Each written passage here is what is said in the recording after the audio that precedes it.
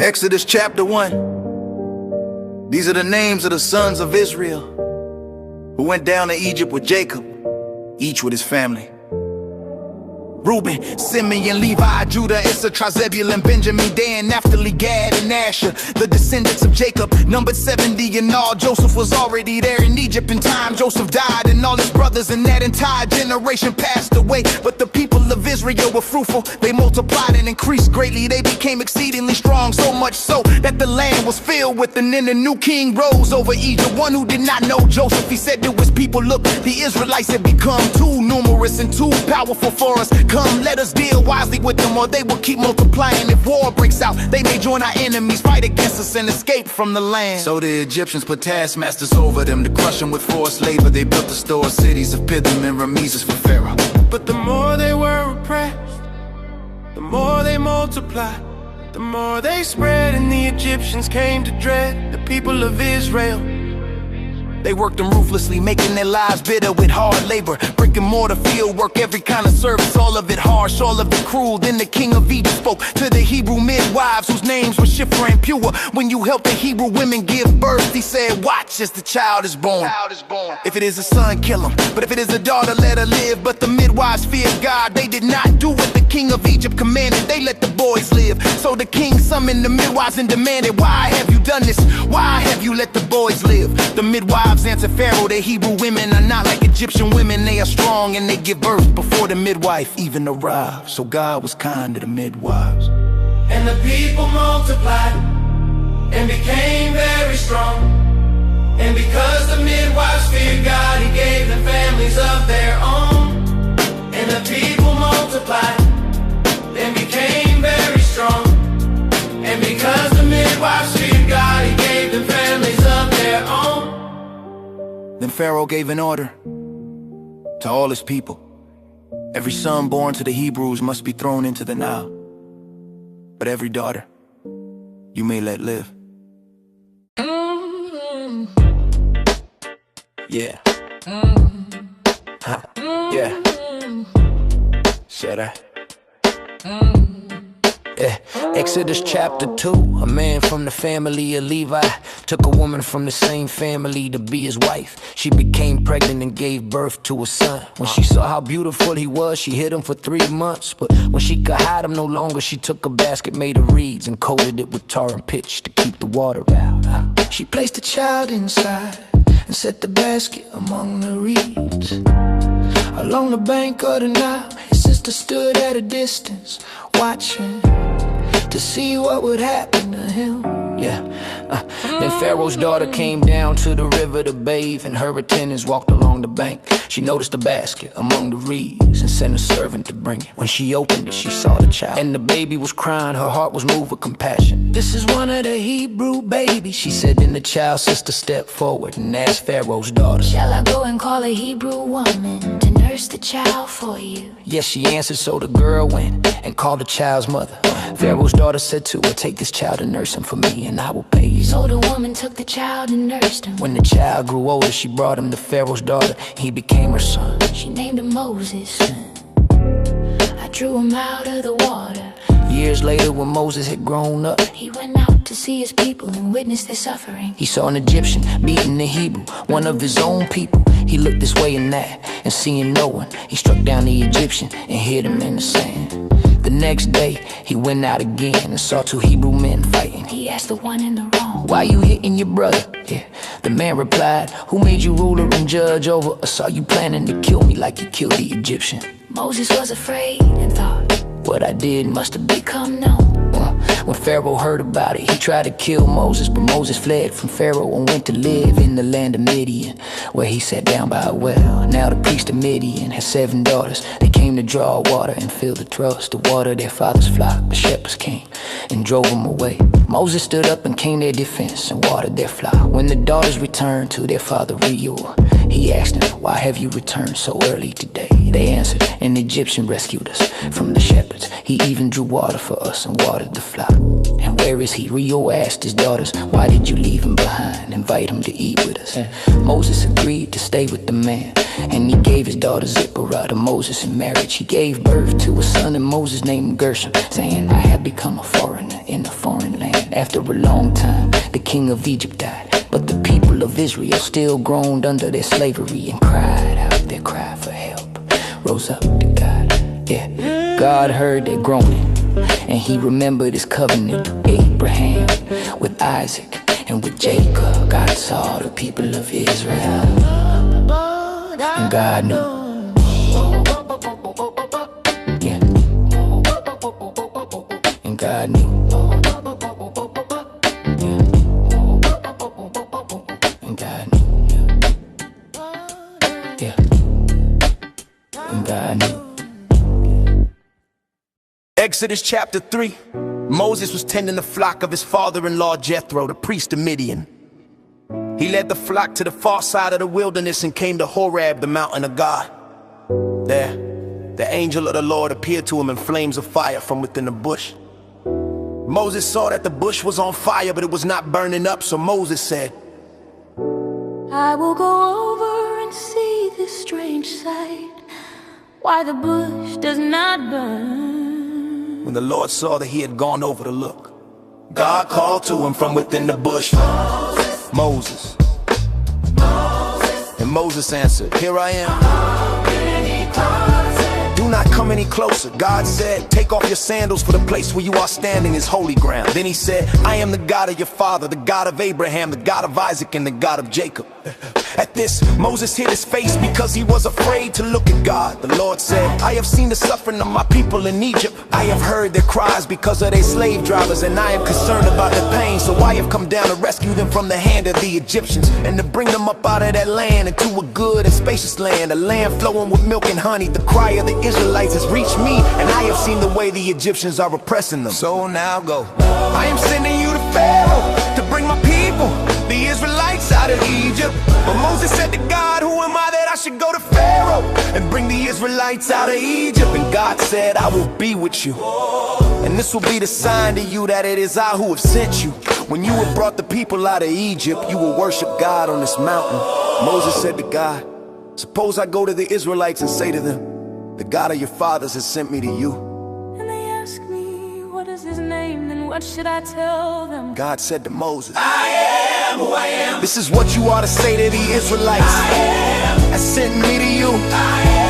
God also said, say to the Israelites, the Lord, the God of your fathers, the God of Abraham, the God of Isaac, and the God of Jacob has sent me to you. This is my name forever, the name you shall call me from generation to generation. Go, gather the elders of Israel together and say to them, the Lord appeared to me and said, I have watched over you and have seen what has been done to you in Egypt. I promised to bring you out of your suffering in Egypt into the land of the Canaanites, a land flowing with milk and honey. The elders of Israel will listen to you, then you and the elders ought to go to the king of Egypt and say to him, the Lord, the God of the Hebrews, has met with us. Let us take a journey into the wilderness to offer sacrifices to the Lord our God. But I know that the king of Egypt will not let you go unless a mighty hand compels him. So I will stretch out my hand and strike Egypt with all the wonders that I will perform among them. After that, he will let you go, and I will make the Egyptians favorably disposed toward this people, so that when you leave, you will not go empty-handed. Every woman is to ask her neighbor, and any woman living in a house, for articles of silver and gold, and for clothing which you will put on your sons and daughters, and so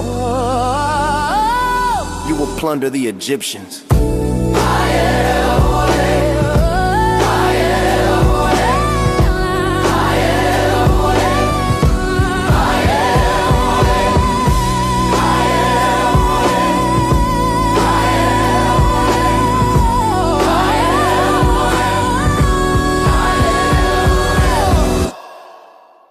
Exodus chapter 4. Moses answered, what if they do not believe me or listen to me and say, the Lord did not appear to you?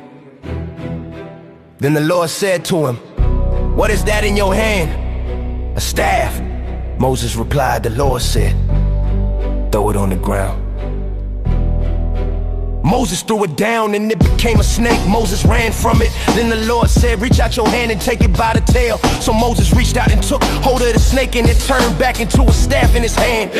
the Lord said, it's so that they may believe that the Lord, the God of their fathers, the God of Abraham, the God of Isaac, and the God of Jacob has appeared to you. Then the Lord said, put your hand inside your cloak. Moses put his hand inside it. When he took it out, his hand was leprous, white as snow. Now put it back inside your cloak. The Lord said, Moses, put it back inside. and when he took it out again, it was restored like the rest of his flesh. And the Lord said, if they do not believe you or pay attention to the first sign, they may believe the second. But if they do not believe even these two signs or listen to you, take some water from the Nile and pour it on the dry ground. The water you take from the river will become blood on the ground. But Moses said to the Lord, please Lord, I have never been eloquent, not in the past nor since you were spoken to your servant. I am slow of speech and slow of tongue. The Lord said to him, who gave human beings their mouth? Who makes them deaf or mute? Who gives sight and makes blind? Is it not I the Lord? Now go, I will help you speak and will teach you what to say. But Moses said, please Lord, send someone else. Then the Lord's anger burned against Moses. He said, what about your brother Aaron the Levite? I know he can speak well. He is already on his way to meet you. Ready on his way to meet you. You will speak to him and put words in his mouth. I will help both of you speak and will teach you what to do. He will speak to the people for you, and it will be as if he were your mouth and as if you were God to him. But take the staff in your hand so you can perform the signs with it. Then Moses went back to Jethro, his father-in-law, and said to him, let me return to my people in Egypt to see if any of them are still alive. Jethro said, go, and I wish you well. Now the Lord has said to Moses in Midian, go back to Egypt, for all those who wanted to kill you are dead. So Moses took his wife and his sons and placed him on a donkey, and he began the journey back to Egypt. In his hand, he carried the staff of God. Along the way, the Lord spoke to Moses and said, when you return to Egypt, make sure you perform before Pharaoh all the wonders I have placed in your power. But notice, I will strengthen Pharaoh's resistance, and he will not let the people go.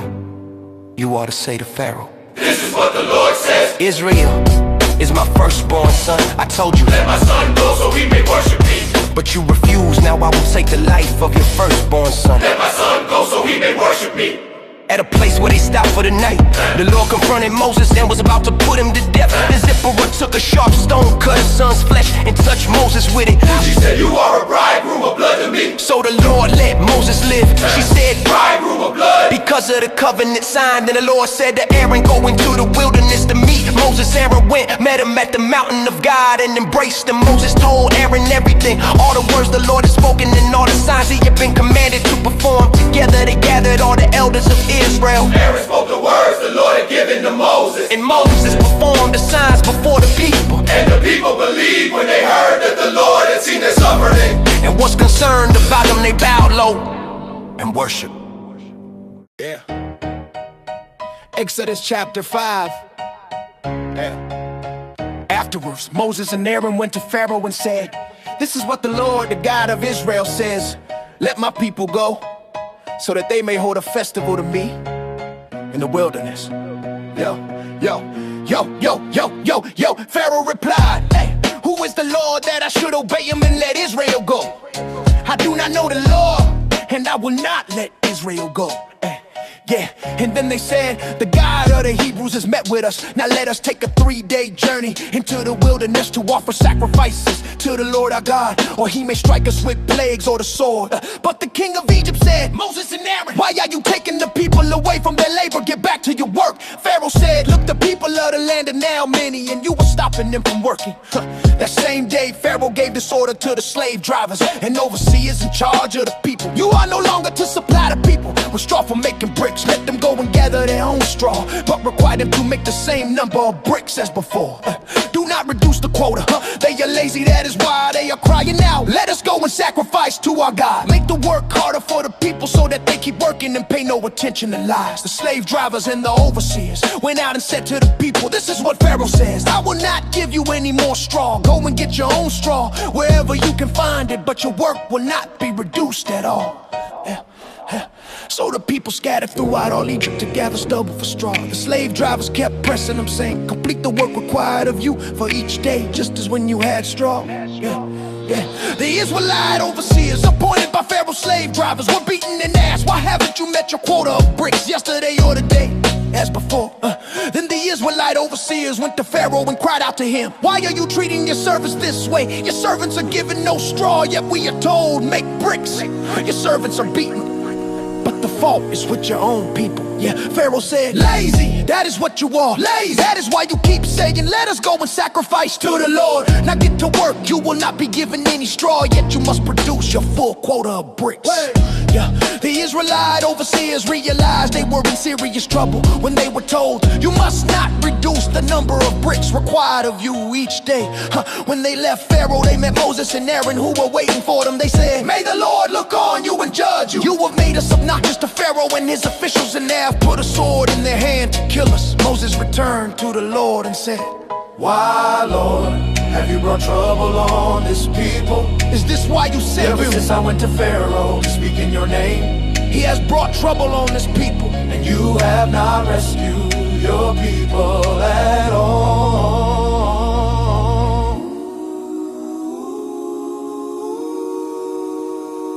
Exodus chapter 6. Then the Lord said to Moses, now you will see what I will do to Pharaoh. Because of my mighty hand he will let him go. Because of my mighty hand he will drive him out of his land. God spoke to Moses and said, I am the Lord. I appeared to Abraham, to Isaac, and to Jacob as God Almighty, but by my name the Lord I was not known to them. I also established my covenant with them to give them the land of Canaan, the land where they lived as foreigners. I have heard the groaning of the Israelites, whom the Egyptians are enslaving, and I have remembered my covenant. Therefore say to the Israelites, I am the Lord, and I will bring you out from under the burden of the Egyptians. I will free you from being slaves to them, and I will redeem you with an outstretched arm. I am the Lord, and I will bring you out from under the burden of the Egyptians.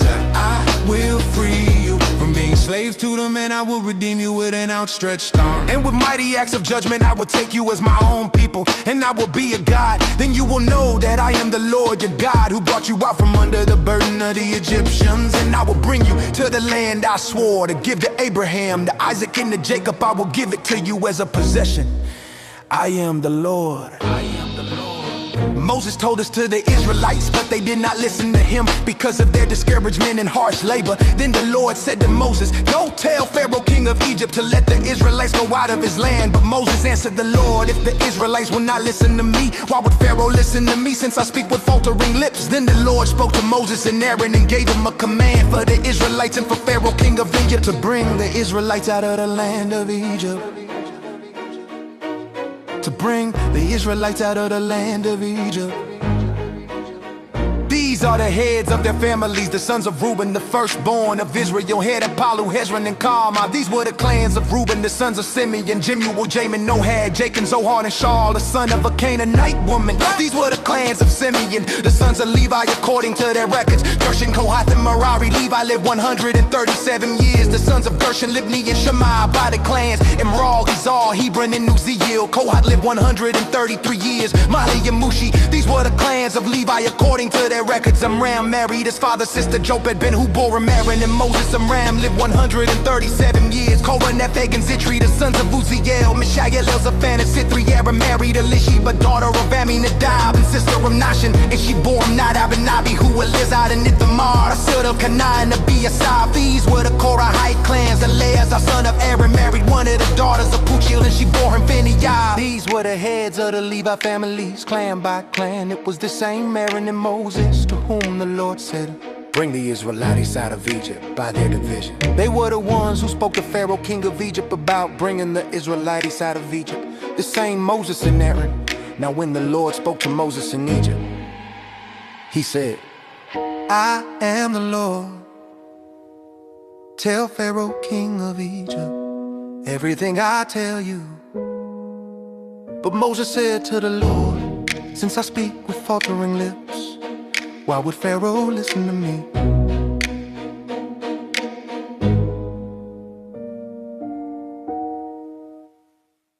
Exodus chapter 7. The Lord said to Moses, see, I have made you like God to Pharaoh, and your brother Aaron will be your prophet. You ought to say everything I command you. And Aaron, your brother, is to speak to Pharaoh and tell him to let the Israelites go out of his country. But I will harden Pharaoh's heart, and know I multiply my signs and wonders in Egypt. He will not listen to you. Then I will lay my hand on Egypt, and with mighty acts of judgment I will bring out my divisions. My people, the Israelites, and the Egyptians will know that I am the Lord when I stretch out my hand against Egypt and bring the Israelites out of it.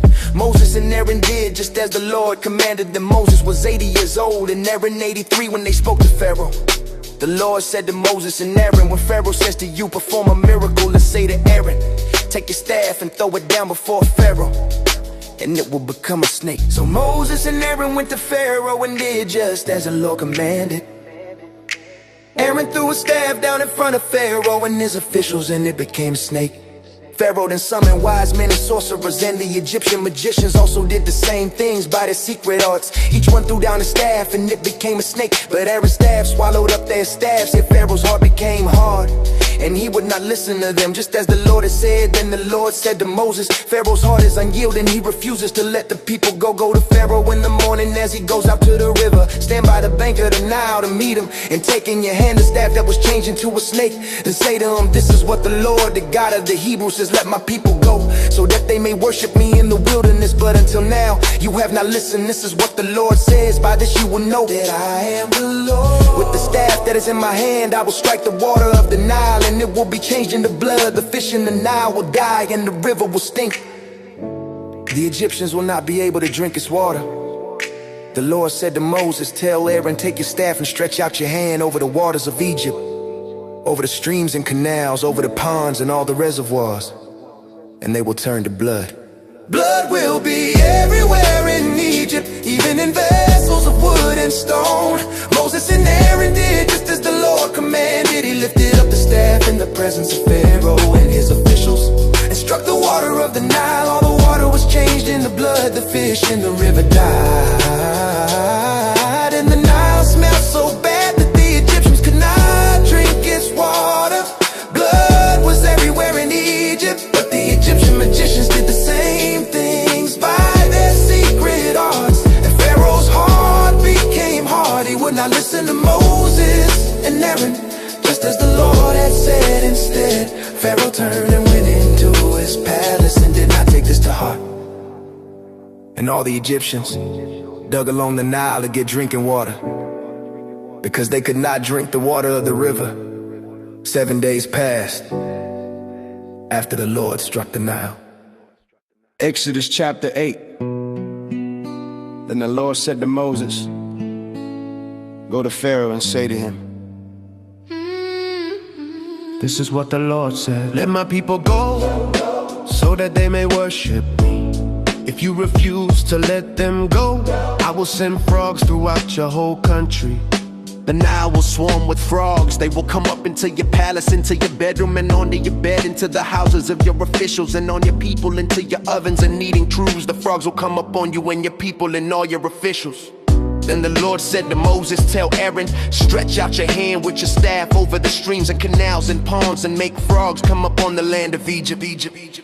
So Aaron stretched out his hand over the waters of Egypt, and the frogs came up and covered the land. But the magicians did the same things by their secret arts, and also made frogs come up on the land of Egypt. Pharaoh summoned Moses and Aaron and said, pray to the Lord to take the frogs away from me and my people, and I will let your people go to offer sacrifices to the Lord.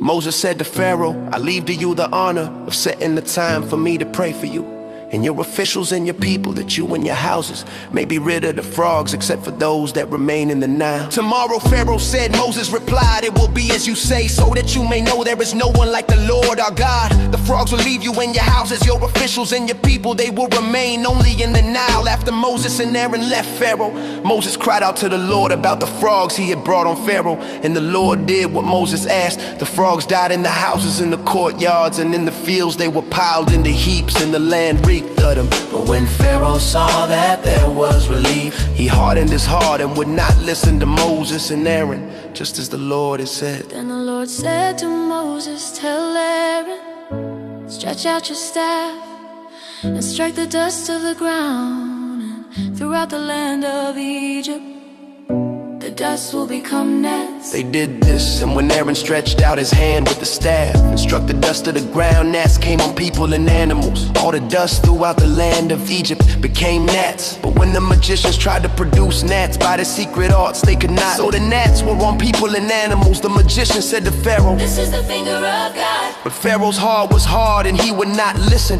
just as the Lord had said. Then the Lord said to Moses, "Get up early in the morning and confront Pharaoh as he goes to the river, and say to him, this is what the Lord says. Let my people go so that they may worship me. If you do not let my people go, I will send swarms of flies on you and your officials, on your people and into your houses. The houses of the Egyptians will be full of flies, and even the ground they stand on. But on that day, I will deal differently with the land of Goshen where my people live. No swarms of flies will be there, so that you will know that I, the Lord, am in this land. I will make a distinction between my people and your people. This sign will happen tomorrow, and the Lord did exactly that. Then swarms of flies poured into Pharaoh's palace and into the houses of his officials. Throughout Egypt, the land was ruined by the flies. Then Pharaoh summoned Moses and Aaron and said, "Go, offer sacrifices to your God here in the land." But Moses said that would not be right. The sacrifices we offer would be detestable to the Egyptians. If we sacrifice what is sacred to us before their eyes, will they not stone us? We must take a 3-day journey into the wilderness to offer sacrifices to the Lord our God, just as he commands us. Pharaoh said, "I will let you go to offer sacrifices to the Lord your God in the wilderness, but you must not go very far. Now pray for me." Moses answered, "As soon as I leave you, I will pray to the Lord, and tomorrow the flies will leave Pharaoh and his officials and his people. But Pharaoh must be sure that he does not act deceitfully again by not letting the people go to offer sacrifices to the Lord." Then Moses left Pharaoh and prayed to the Lord, and the Lord did what Moses asked. The flies left Pharaoh and his officials and his people. Not a fly remained. But Pharaoh hardened his heart this time also, and he did not let the people go.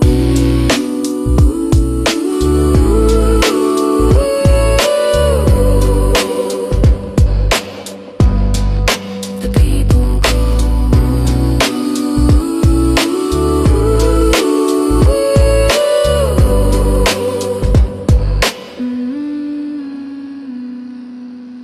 Exodus chapter 9. Then the Lord said to Moses, "Go to Pharaoh and say to him, this is what the Lord, the God of the Hebrews, says. Let my people go, so that they may worship me. If you refuse and continue to hold them, I will bring a severe plague on your livestock in the field, on your horses, donkeys, camels, and on your cattle, sheep, and goats.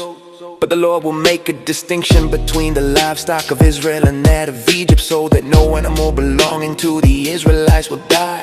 The Lord set a time and said, "Tomorrow the Lord will do this in the land." The next day the Lord did it. All the livestock of the Egyptians died, but not one animal belonging to the Israelites died. Pharaoh investigated and found that not even one of the animals of the Israelites had died. Yet his heart was unyielding, and he would not let the people go. Then the Lord said to Moses and Aaron, "Take handfuls of soot from a furnace and have Moses toss it into the air in the presence of Pharaoh. It will become fine dust over the whole land of Egypt and cause festering boils to break out on people and animals throughout the land." So they took soot from a furnace and stood before Pharaoh. Moses tossed it into the air and festering boils broke out on people and animals. The magicians could not stand before Moses because of the boils. They were on the magicians and on all the Egyptians. But the Lord hardened Pharaoh's heart, and he would not listen to Moses and Aaron, just as the Lord had said to Moses. Then the Lord said to Moses, "Get up early in the morning, confront Pharaoh and say to him, this is what the Lord, the God of the Hebrews, says. Let my people go, so that they may worship. All this time I will send a full force of my plagues against you and against your officials and your people, so you may know that there is no one like me in all the earth. For by now I could have stretched out my hand and struck you and your people with a plague that would have wiped you off the earth. But I have raised you up for this very purpose, that I might show you my power and that my name might be proclaimed in all the earth. You you still set yourself against my people and will not let them go. Therefore at this time tomorrow I will send the worst hailstorm that has ever fallen on Egypt from the day it was founded till now. Give an order now to bring your livestock, everything you have in the field, to a place of shelter. Cause the hail will fall on every person and animal that has not been brought in and is still out in the field, and they will die. Those officials of Pharaoh who feared the word of the Lord hurry to bring the slaves and the livestock inside. But those who ignore the word of the Lord left their slaves and livestock out in the field. Then the Lord said to Moses, stretch out your hand toward the sky, so that hail will fall all over Egypt, on people and animals and on everything growing in the fields. When Moses stretched out his staff to the sky, the Lord sent thunder and hail and lightning flashed down to the ground. So the Lord rained hail on Egypt, hail fell and lightning flashed back and forth. It was the worst storm in all the land of Egypt since it had become a nation throughout Egypt. Hail struck everything in the fields, people, animals and plants. It beat down everything growing in the fields and stripped every tree. The only place it did not hail was the land of Goshen, where the Israelites were. Then Pharaoh summoned Moses and Aaron. This time I have sinned, he said, the Lord is in the right and I and my people are in the wrong. Pray to the Lord, for we have had enough thunder and hail. I will let you go, you don't have to stay any longer. Moses replied, when I have gone out of the city, I will spread out my hands and pray to the Lord. The thunder will stop and there will be no more hail, so you may know that the earth is the Lord's. But I know that you and your officials still do not fear the Lord God. The flax and barley were destroyed since the barley had ended and the flax was in bloom. The wheat and spelt, however, were not destroyed because they ripened later. Then Moses left Pharaoh and went out of the city. He spread out his hands toward the Lord. The thunder and hail stopped and the rain no longer poured down on the land. But when Pharaoh saw that the rain and hail and thunder had stopped, he sinned again. He hardened his heart, he and his officials. So Pharaoh's heart was hard and he would not let the Israelites go, just as the Lord had said through Moses.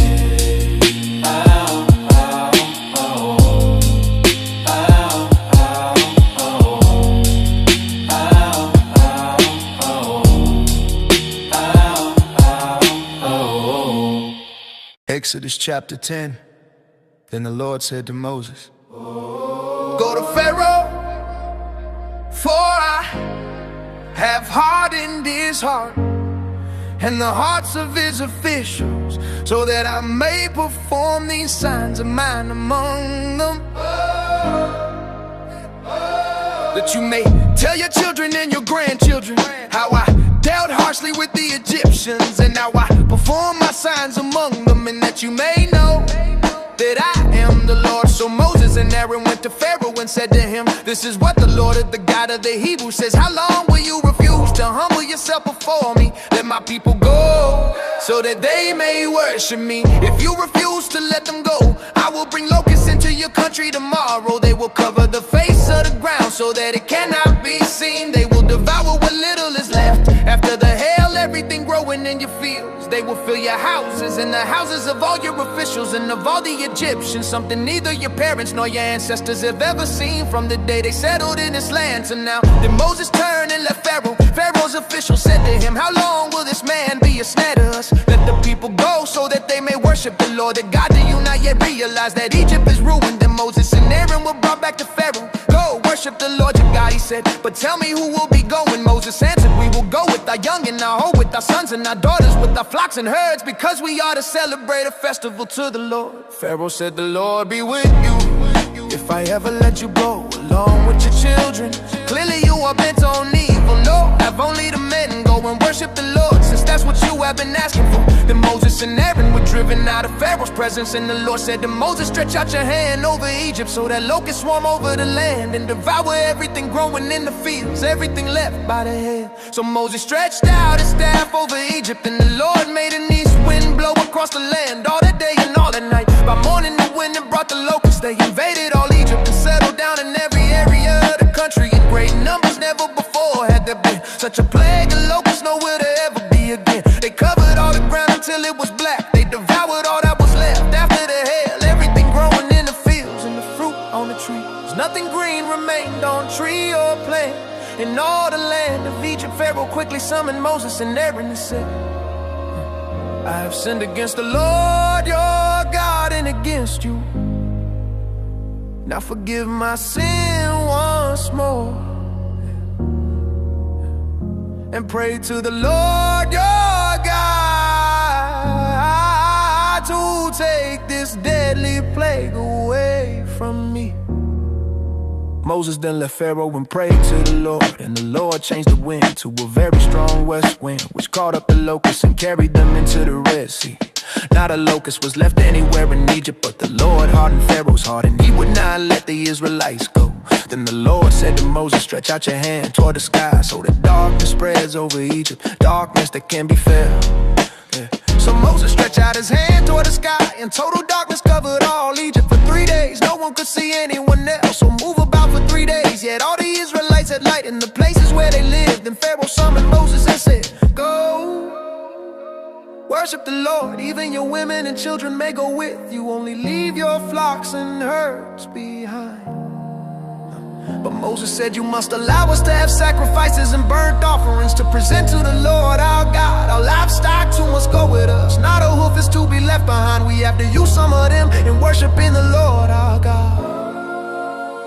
And until we get there, we will not know what we ought to use to worship the Lord.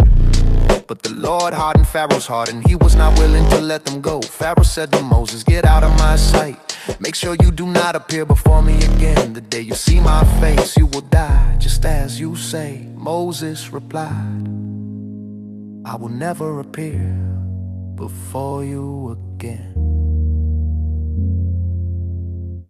Exodus chapter 11. Now the Lord has said to Moses, I will bring one more plague on Pharaoh and on Egypt. After that, he will let you go from here. And when he does, he will drive you out completely. Tell the people that every man and woman is to ask their neighbor for articles of silver and gold. The Lord made the Egyptians favorably disposed toward the people, and Moses himself was highly regarded in Egypt by Pharaoh's officials and by the people. So Moses said, this is what the Lord says about midnight. I will go throughout Egypt. Every firstborn son in Egypt will die. From the firstborn son of Pharaoh, who sits on the throne, to the firstborn son of the female slave who is at a handmill, and all the firstborn of the cattle as well. There will be loud wailing throughout Egypt, worse than there has ever been or ever will be again. But among the Israelites, not a dog will bark at any person or animal, and you will know that the Lord makes a distinction between Egypt and Israel. All these officials of yours will come to me, bowing down before me and saying, go, you and all the people who follow you. After that, I will leave. Then Moses, burning with anger, left Pharaoh. The Lord had said to Moses, Pharaoh will refuse to listen to you, so that my wonders may be multiplied in Egypt. Moses and Aaron performed all these wonders before Pharaoh. But the Lord hardened Pharaoh's heart, and he would not let the Israelites go out of his country. Come on, come on, come on, come on, come on. Go out of his country. Come on, come on, come on, come on, come on. Go out of his country. Exodus chapter 12. The Lord said to Moses and Aaron in Egypt, this month is to be for you, the first month of your year. Tell the whole community of Israel that on the 10th day of this month, each man is to take a lamb for his family, one for each household. If any household is too small for a whole lamb, they must share one with their nearest neighbor, having taken into account the number of people there are. You are to determine the amount of lamb needed in accordance with what each person will eat. The animals you choose must be year-old males without defect, and you may take them from the sheep or the goat. Take care of them until the 14th day of the month, when all the members of the community of Israel must slaughter them at twilight. Then they are to take some of the blood and put it on the sides and tops of the door frames of the houses where they eat the lambs. That same night they are to eat the meat, roasted over the fire along with bitter herbs and bread made without yeast. Do not eat the meat raw or boiled in water, but roasted over the fire with the head, legs, and internal organs. Do not leave any of it till morning. If some is left till morning, you must burn it. This is how you are to eat it: with your cloak tucked into your belt, your sandals on your feet, and your staff in your hand. Eat it and haste it, it is the Lord's Passover. On that same night, I will pass through Egypt and strike down every firstborn of both people and animals, and I will bring judgment on all the gods of Egypt. I am the Lord, the blood will be a sign for you on the houses where you are. And when I see the blood, I will pass over you. sign for you on the houses where you are. And when I see the blood, I will pass over you. No destructive plague will touch you when I strike Egypt. This is a day you are to remember. Each year you must celebrate it as a festival to the Lord, a lasting ordinance for the generations to come. Yeah, for 7 days you are to eat bread made without yeast. On the first day, remove the yeast from your houses. For whoever eats anything with yeast in it, from the first day through the seventh, must be cut off from Israel. On the first day, hold a sacred assembly, and another one on the seventh day. Do no work at all on these days except to prepare food for everyone to eat. That is all you may do. Celebrate the festival of unleavened bread, because it was on this very day that I brought your divisions out of Egypt. Celebrate this day as a lasting ordinance for the generations to come. You are to eat bread made without yeast from the evening of the 14th day until the evening of the 21st day. Oh, for 7 days. Oh yes, this to be bad again.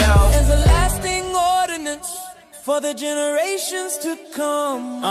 In the first month, you are to eat bread made without yeast from the evening of the 14th day until the evening of the 21st day. For 7 days, no yeast is to be found in your houses, and whoever eats anything with yeast in it must be cut off from the community of Israel, whether they are a foreigner, a native born. Eat nothing made with yeast. Wherever you live, you must eat unleavened bread.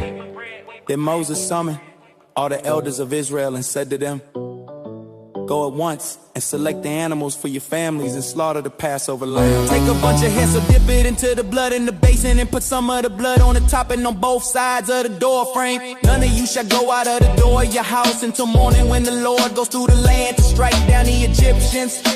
He will see the blood on the top and sides of the door frame and will pass over the doorway. And he will not permit the destroyer to enter your houses and strike you down. Obey these instructions as a lasting ordinance for you and your descendants when you enter the land that the Lord will give you. As he promised, observe this ceremony. And when your children ask you, what does this ceremony mean to you? Then tell them it is the Passover sacrifice to the Lord, who passed over the houses of the Israelites in Egypt and spared our homes when he struck down the Egyptians. Then the people bowed down and worshiped. The Israelites did just what the Lord commanded Moses and Aaron. At midnight, the Lord struck down all the firstborn in Egypt. From the firstborn of Pharaoh who sat on the throne, to the firstborn of the prisoner who was in the dungeon, and the firstborn of all the livestock as well. Pharaoh and all his officials and all the Egyptians got up during the night, and there was loud wailing in Egypt, for there was not a house without someone dead. During the night, Pharaoh summoned Moses and Aaron and said, up, leave my people. You and the Israelites, go. Worship the Lord as you have requested. Take your flocks and herds as you have said, and go, and also bless me. The Egyptians urged the people to hurry and leave the country, for otherwise they said, we will all die. So the people took the dough before the yeast was added and carried it on their shoulders and eating foods wrapped in clothing. The Israelites did as Moses instructed, and asked the Egyptians for articles of silver and gold, and for clothing. The Lord made the Egyptians favorably disposed toward the people, and they gave them what they asked for. So they plundered the Egyptians. The Israelites journeyed from Ramesses to Sukkot. There were about 600,000 men on foot, besides women and children. Many other people went up with them, and also large droves of livestock, both flocks and herds with the dough the Israelites had brought from Egypt. They baked loaves of unleavened bread. The dough had no yeast in it, because they had been driven out of Egypt and did not have time to prepare food for themselves. Now the length of time the Israelite people lived in Egypt was 430 years. At the end of the 430 years, to the very day all the Lord's divisions left Egypt, because the Lord kept vigil that night to bring them out of Egypt.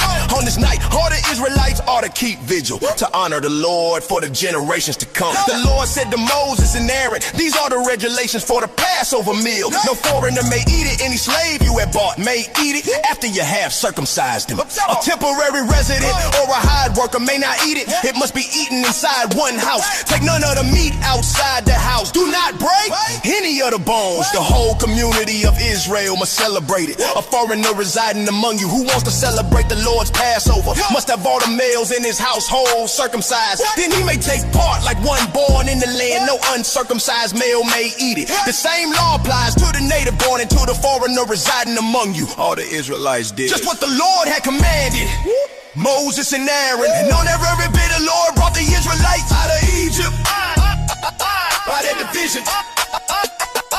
Out of Egypt by their division. And on that very day, the Lord brought the Israelites out of Egypt by their divisions. Exodus 13.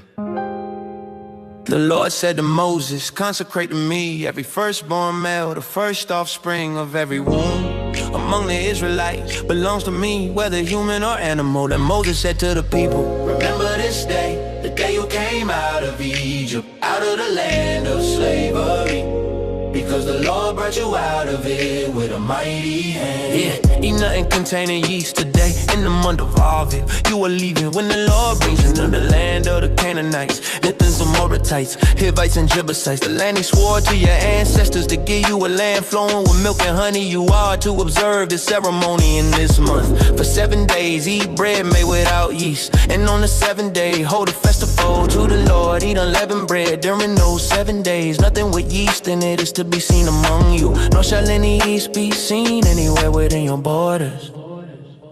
On that day, tell your son I do this because of what the Lord did for me when I came out of Egypt. This observance will be for you like a sign on your hand and a reminder on your forehead that the Lord is to be on your lips. For the Lord brought you out of Egypt with his mighty hand.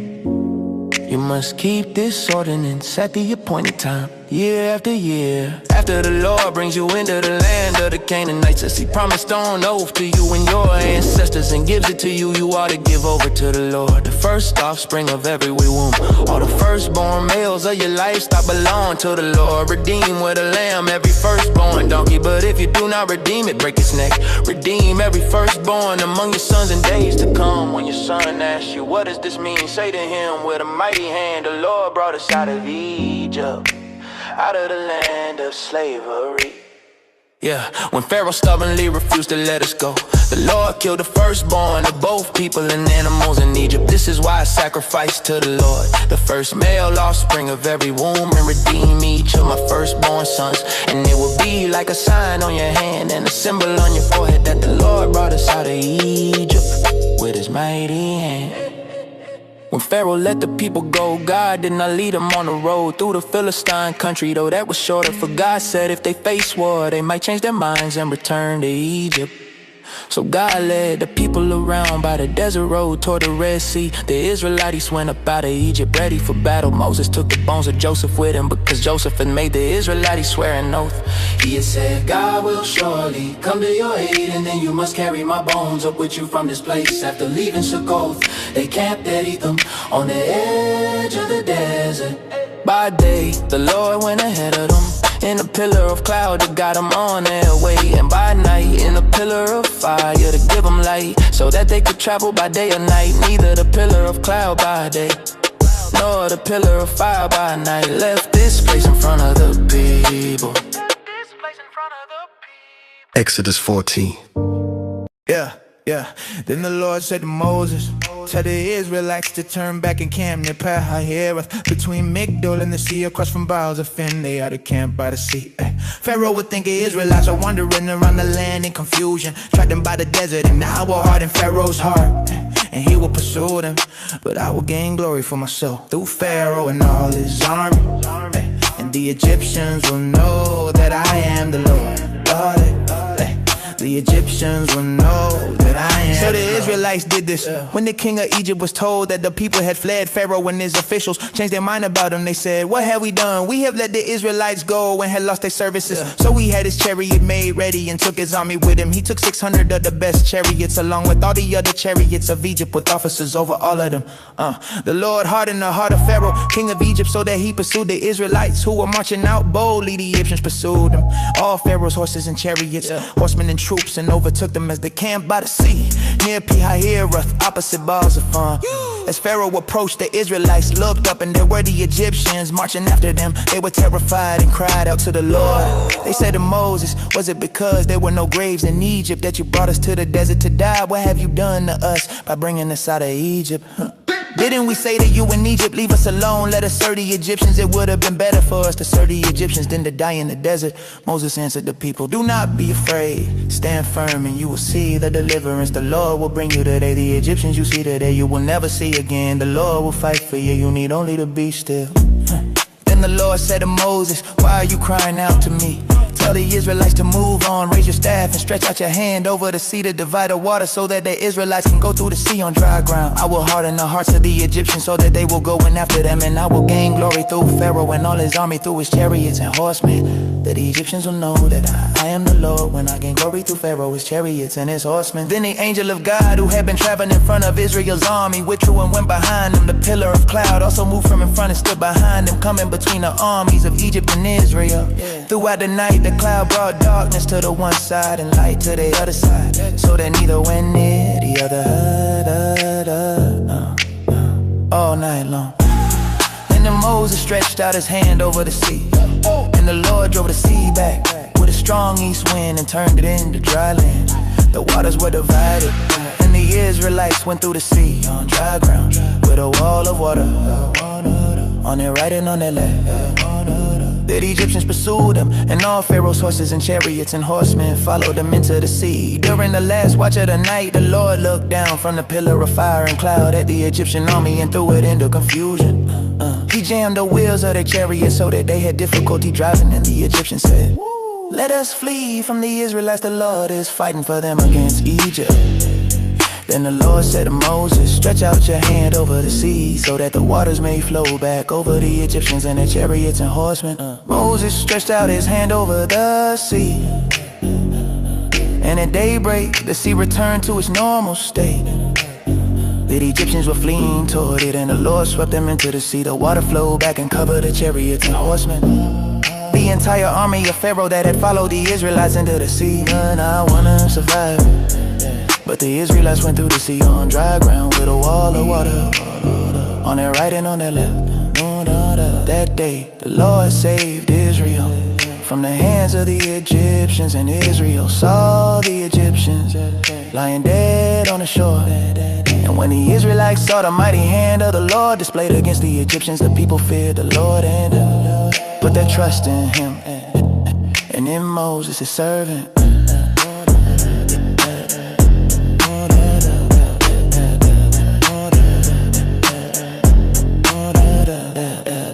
Exodus chapter 15, then Moses and the Israelites sang the song to the Lord. I will sing to the Lord, for he is highly exalted. Both horse and driver he has hurled into the sea. The Lord is my strength and my defense. He has become my salvation. Yeah, he is my God, and I will praise him. My father's God, and I will exalt him. The Lord is a warrior, the Lord is his name. Pharaoh's chariots and his army he has thrown into the sea. The best of Pharaoh's officers are drowned in the Red Sea. The deep waters have covered them, they sank to the depths like a stone. Your right hand, Lord, was majestic in power. Your right hand, Lord, shattered the enemy. In the greatness of your majesty, you threw down those who opposed you. You unleash your burning anger, it consumed them like stubble. At the blast of your nostrils, the waters piled up. The surging water stood firm like a wall. The deep waters congealed in the heart of the sea. The enemy boasted, I will pursue, I will overtake them. I will divide the spoils, I will gorge myself on them. I will draw my sword, my hand will destroy them. But you blew with your breath, and the sea covered them. They sank like lead in the mighty waters. Who among the gods is like you, Lord? Who is like you? Majestic in holiness, awesome in glory, work working wonders. You stretched out your right hand and the earth swallowed them.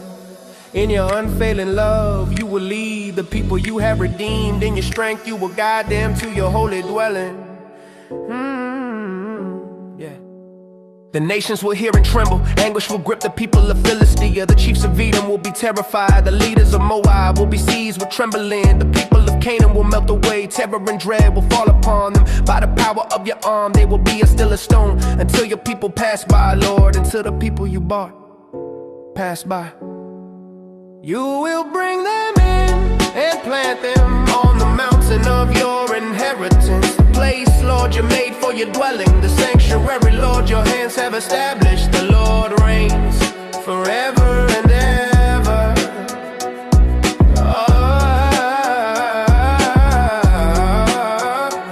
When Pharaoh's horses, chariots, and horsemen went into the sea, the Lord brought the waters of the sea back over them.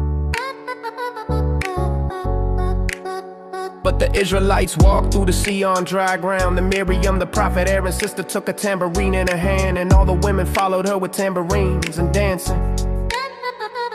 Miriam sang to them, sing to the Lord, for he is highly exalted. Both horse and rider he is thrown into the sea. Then Moses led Israel from the Red Sea, and they went into the desert of Shur for 3 days. They traveled in the desert without finding water. When they came to Merah, they could not drink its water because it was bitter. So the people called the place Merah, and the people grumbled against Moses, saying, "What are we to drink?"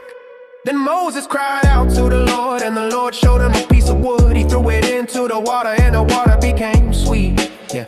Then the Lord made a decree and a law for them, and there he tested them. He said, if you listen carefully to the voice of the Lord your God, and do what is right in his eyes, if you pay attention to his commands and keep all his decrees, I will not bring on you any of the diseases I brought on the Egyptians, for I am the Lord who heals you.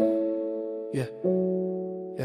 Then they came to Elim, where there were 12 springs of water and 70 palm trees, and they camped there near the water.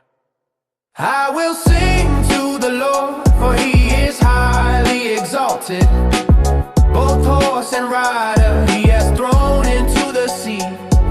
Then Moses led Israel from the Red Sea, and they went into the desert of Shur. For 3 days they traveled in the desert without finding water. When they came to Merah, they could not drink this water because it was bitter. So the people called the place Merah, and the people grumbled against Moses, saying, what are we to drink? Then Moses cried out to the Lord, and the Lord showed him a piece of wood. He threw it into the water, and the water became sweet. Then the Lord made a decree and a law for them, and there he tested them. He said, you listen carefully to the voice of the Lord your God, and do what is right in his eyes. If you pay attention to his commands and keep all his decrees, I will not bring on you any of the diseases I brought on the Egyptians, for I am the Lord who heals you. Exodus chapter 16, the whole community of the Israelites set out from Elim and came to the desert of Sin, which is between Elim and Sinai, on the 15th day of the 2nd month after they had come out of Egypt. In the desert, the whole community grumbled against Moses and Aaron. The Israelites said to them, if only we had died by the Lord's hand in Egypt. There we sat around pots of meat and ate all the food we wanted. But you have brought us out into this desert to starve this entire assembly to death. Then the Lord said to Moses, I will rain down bread from heaven for you. The people ought to go out each day and gather enough for that day. In this way I will test them to see whether they will follow my instruction. On the 6th day they ought to prepare what they bring in, and that is to be twice as much as they gather on the other days. So Moses and Aaron said to all the Israelites, in the evening you will know that it was the Lord who brought you out of Egypt. And in the morning you will see the glory of the Lord, because he has heard you grumble against him. Who are we that you should grumble against us? Moses also said you will know that it was the Lord when he gives you meat to eat in the evening and all the bread you want in the morning, because he has heard you grumbling against him.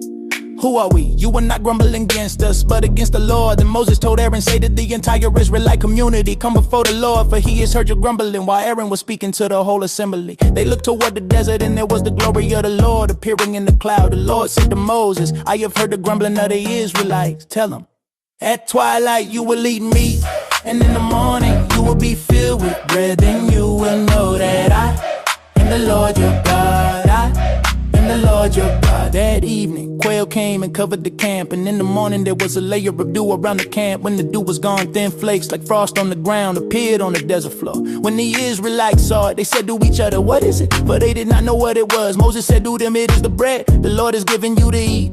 This is what the Lord has commanded. Everyone is to gather as much as they need, taking over for each person you have in your tent. The Israelites did as they were told. Some gathered much, some gathered little. And when they measured it by the omer, the one who gathered much did not have too much, and the one who gathered little did not have too little. Everyone had gathered just as much as they needed. And Moses said to them, no one is to keep any of it until morning. However, some of them paid no attention to Moses. They kept part of it until morning, but it was full of maggots and began to smell. So Moses was angry with them. Each morning, everyone gathered as much as they needed, and when the sun grew hot, it melted away.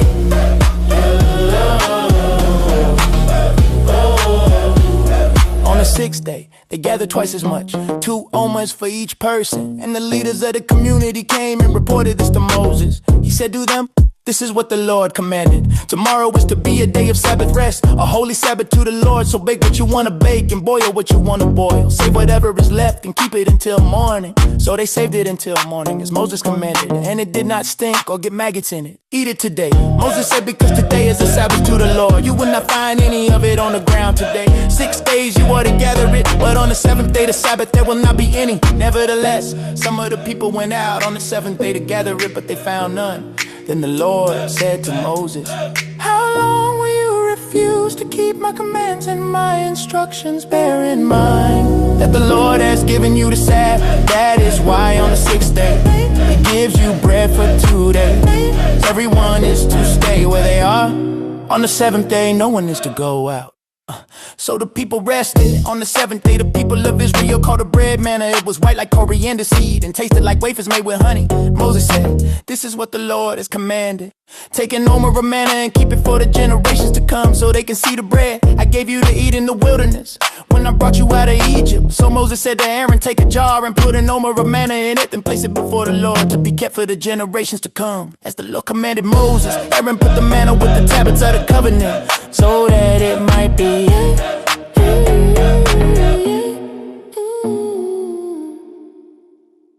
Hey, Exodus chapter 17.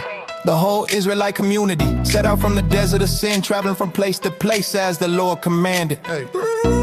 They camped at Rephidim, but there was no water for the people to drink. So they quarreled with Moses and said, give us water to drink. Moses replied, why do you quarrel with me? Why do you put the Lord to the test?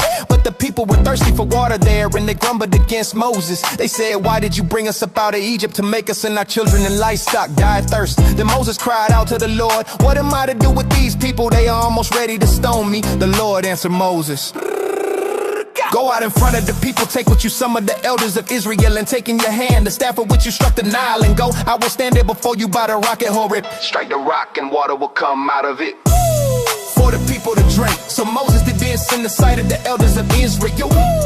For the people to drink. So Moses did this in the sight of the elders of Israel. And he called a place Massa and Meribah, because they Israelites quarreled, and because they tested the Lord, saying, is the Lord among us or not? The Amalekites came and attacked the Israelites at Rephidim.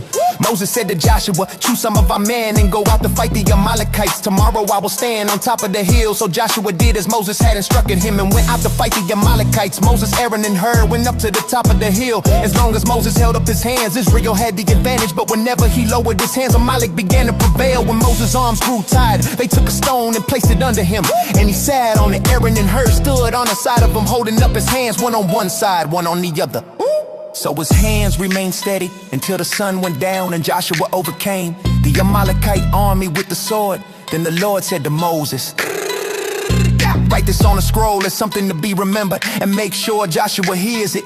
I will completely blot out the memory of Amalek from under heaven. Hey, hey. Moses built an altar and called it, the Lord is my banner. Jethro's hands were lifted toward the throne. The Lord will be at war with Amalek from generation to generation. Hey, from generation to generation. Hey, from generation to generation. Exodus chapter 18. Jethro, the priest of Midian, and father-in-law of Moses, heard about everything God had done for Moses and for his people Israel. How the Lord had brought Israel out of Egypt. Jethro had received back Zipporah, Moses' wife, after Moses had sent her away along with her 2 sons. One was named Gershom, for Moses said, I've been a foreigner in a foreign land. The other was named Eliezer, for Moses said, my father's God was my helper, he saved me from Pharaoh's sword. Jethro came to Moses in the wilderness where he was camped near the mountain of God. He sent word to Moses saying, now your father-in-law Jethro, I'm coming to you with your wife and her 2 sons. So Moses went out to meet his father-in-law. He bowed down and kissed him. They greeted one another and went in the tent. Moses told Jethro everything the Lord had done to Pharaoh and the Egyptians for Israel's sake, and about all the hardships they had met along the way, and how the Lord had saved them. Jethro rejoiced over all the good the Lord had done for Israel in rescuing them from the hand of the Egyptians.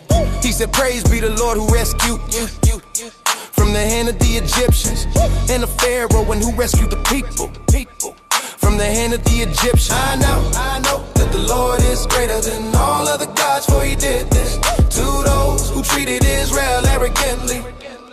Then Jethro, Moses' father-in-law, brought a burnt offering and other sacrifices to God, and Aaron came with all the elders of Israel to eat a meal with Moses' father-in-law in the presence of God. The next day, Moses took his seat to serve as judge for the people when they stood around him from morning till evening. When his father-in-law saw all that Moses was doing for the people, he said, what is this you are doing for the people? Why do you alone sit as judge while all these people stand around you from morning till evening? Moses answered him, because the people come to me to seek God's will whenever they have a dispute. It is brought to me, and I decide between the parties and inform them of God's decrees and instructions. Moses' father-in-law replied, what you are doing is not good. You and these people who come to you will only wear yourselves out. The work is too heavy for you. You cannot handle it alone. Listen now to me, and I will give you advice, and may God be with you. You must be the people's representative before God and bring their disputes to him. Teach them his decrees and instructions and show them the way to live and the duties they ought to perform. But select capable men from all the people, men who fear God, who are trustworthy and hate dishonest gain, and appoint them as officials over thousands, hundreds, 50s, and 10s. Had them serve as judges for the people at all times, but had them bring every difficult case to you. The simple cases they can decide themselves, that will make your load lighter, because they will share it with you if you do this. And God so commands, you will be able to stand the strain, and all these people will go home satisfied. Moses listened to his father-in-law and did everything he said. He chose capable men from all Israel and made them leaders of the people, officials over thousands, hundreds, 50s, and 10s. They served as judges for the people at all times. The difficult cases they brought to Moses, but the simple ones they decided themselves. Then Moses sent his father-in-law on his way, and Jethro returned to his own land. To his own land. To his own land.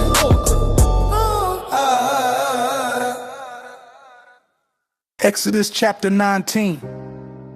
In the 3rd month, after the Israelites left Egypt, on the very day they came to the wilderness of Sinai. After setting out from Rephidim, they entered the wilderness of Sinai, and Israel camped there in front of the mountain. Then Moses went up to God, and the Lord called to him from the mountain and said, this is what you are to say to the descendants of Jacob, and what you are to tell the people of Israel. You yourselves have seen what I did to Egypt, and how I carried you on eagle's wings and brought you to myself. Now if you obey me fully and keep my covenant, then out of all nations you will be my treasured possession. Although the whole earth is mine, you will be for me a kingdom of priests and a holy nation. These are the words you ought to speak to the Israelites. So Moses went back and summoned the elders of the people and set before them all the words the Lord had commanded them to speak. The people all responded together, we will do everything the Lord has said. So Moses brought the answer back to the Lord. The Lord said to Moses, I am going to come to you in a dense cloud, so that the people will hear me speaking with you, and will always put their trust in you. Then Moses told the Lord what the people had said, and the Lord said to Moses, go to the people and consecrate them today and tomorrow. Have them wash their clothes and be ready by the third day, because on that day the Lord will come down on Mount Sinai in the sight of all the people. Put limits around the mountain and tell them, be careful that you do not go up the mountain to touch the foot of it. Whoever touches the mountain is to be put to death. They are to be stoned or shot with arrows. Not a hand is to be laid on them. Whether person or animal, they must not live. Only when the ram's horn sounds a long blast may they approach the mountain. After Moses went down from the mountain to the people, he consecrated them and they washed their clothes. Then he said to the people, prepare yourselves for the third day. Do not come near your wives. On the morning of the third day, there was thunder and lightning with a thick cloud over the mountain and a very loud trumpet blast. Everyone in the camp trembled, and Moses led the people out of the camp to meet with God. And they stood at the foot of the mountain. Mount Sinai was covered with smoke because the Lord descended on it in fire. The smoke billowed up from it like smoke from a furnace, and the whole mountain trembled violently as the sound of the trumpet grew louder and louder. Moses spoke in the voice of guidance, and the Lord descended to the top of Mount Sinai and called Moses to the top of the mountain. So Moses went up, and the Lord said to him, go down and warn the people, so they do not force their way through to see the Lord, and many of them perish. Even the priests who approach the Lord must consecrate themselves, or the Lord will break out against them. Moses said to the Lord, the people cannot come up Mount Sinai, because you yourself warned us. Put limits around the mountain and set it apart as holy. The Lord replied, go down and bring Aaron up with you, but the priests and the people must not force their way through to come up to the Lord, or he will break out against them. So Moses went down to the people and told them. Exodus chapter 20. And God spoke all these words. I am the Lord your God, who brought you out of Egypt, out of the land of slavery. You shall have no other gods before me. You shall not make for yourself an image, anything in heaven above, or on the earth below, or in the waters beneath the earth. You shall not bow down to them or serve them, for I, the Lord your God, I'm a jealous God, visiting the consequences of sin on the children to the third and fourth generation of those who hate me, but showing faithful love to 1,000 generations of those who love me and keep my commands. You shall not misuse the name of the Lord your God, for the Lord will not hold anyone guiltless who misses his name. Remember the Sabbath day by keeping it holy. 6 days you shall labor and do all your work, but the seventh day is a Sabbath to the Lord your God. On it you shall not do any work, neither you nor your son or daughter, nor your servant, nor your animals, nor any foreigner living among you. For in 6 days the Lord made the heavens and the earth, the sea, and all that is in them, but he rested on the seventh day. Therefore the Lord blessed the Sabbath day and made it holy. Honor your father and your mother, so that your days may be long in the land the Lord your God has given you. You shall not murder, you shall not commit adultery, you shall not steal, you shall not give false testimony against your neighbor. You shall not desire your neighbor's house. You shall not desire your neighbor's spouse, or their servant, or their animals, or anything that belongs to your neighbor. When the people saw the thunder and lightning and heard the sound of the trumpet and saw the mountain in smoke, they trembled with fear. They stood at a distance and said to Moses, speak to us yourself and we will listen, but do not let God speak to us or we will die. Moses said to the people, do not be afraid. God has come to test you, so that the fear of him will be before you to keep you from sinning. The people remained at a distance while Moses approached the thick darkness where God was.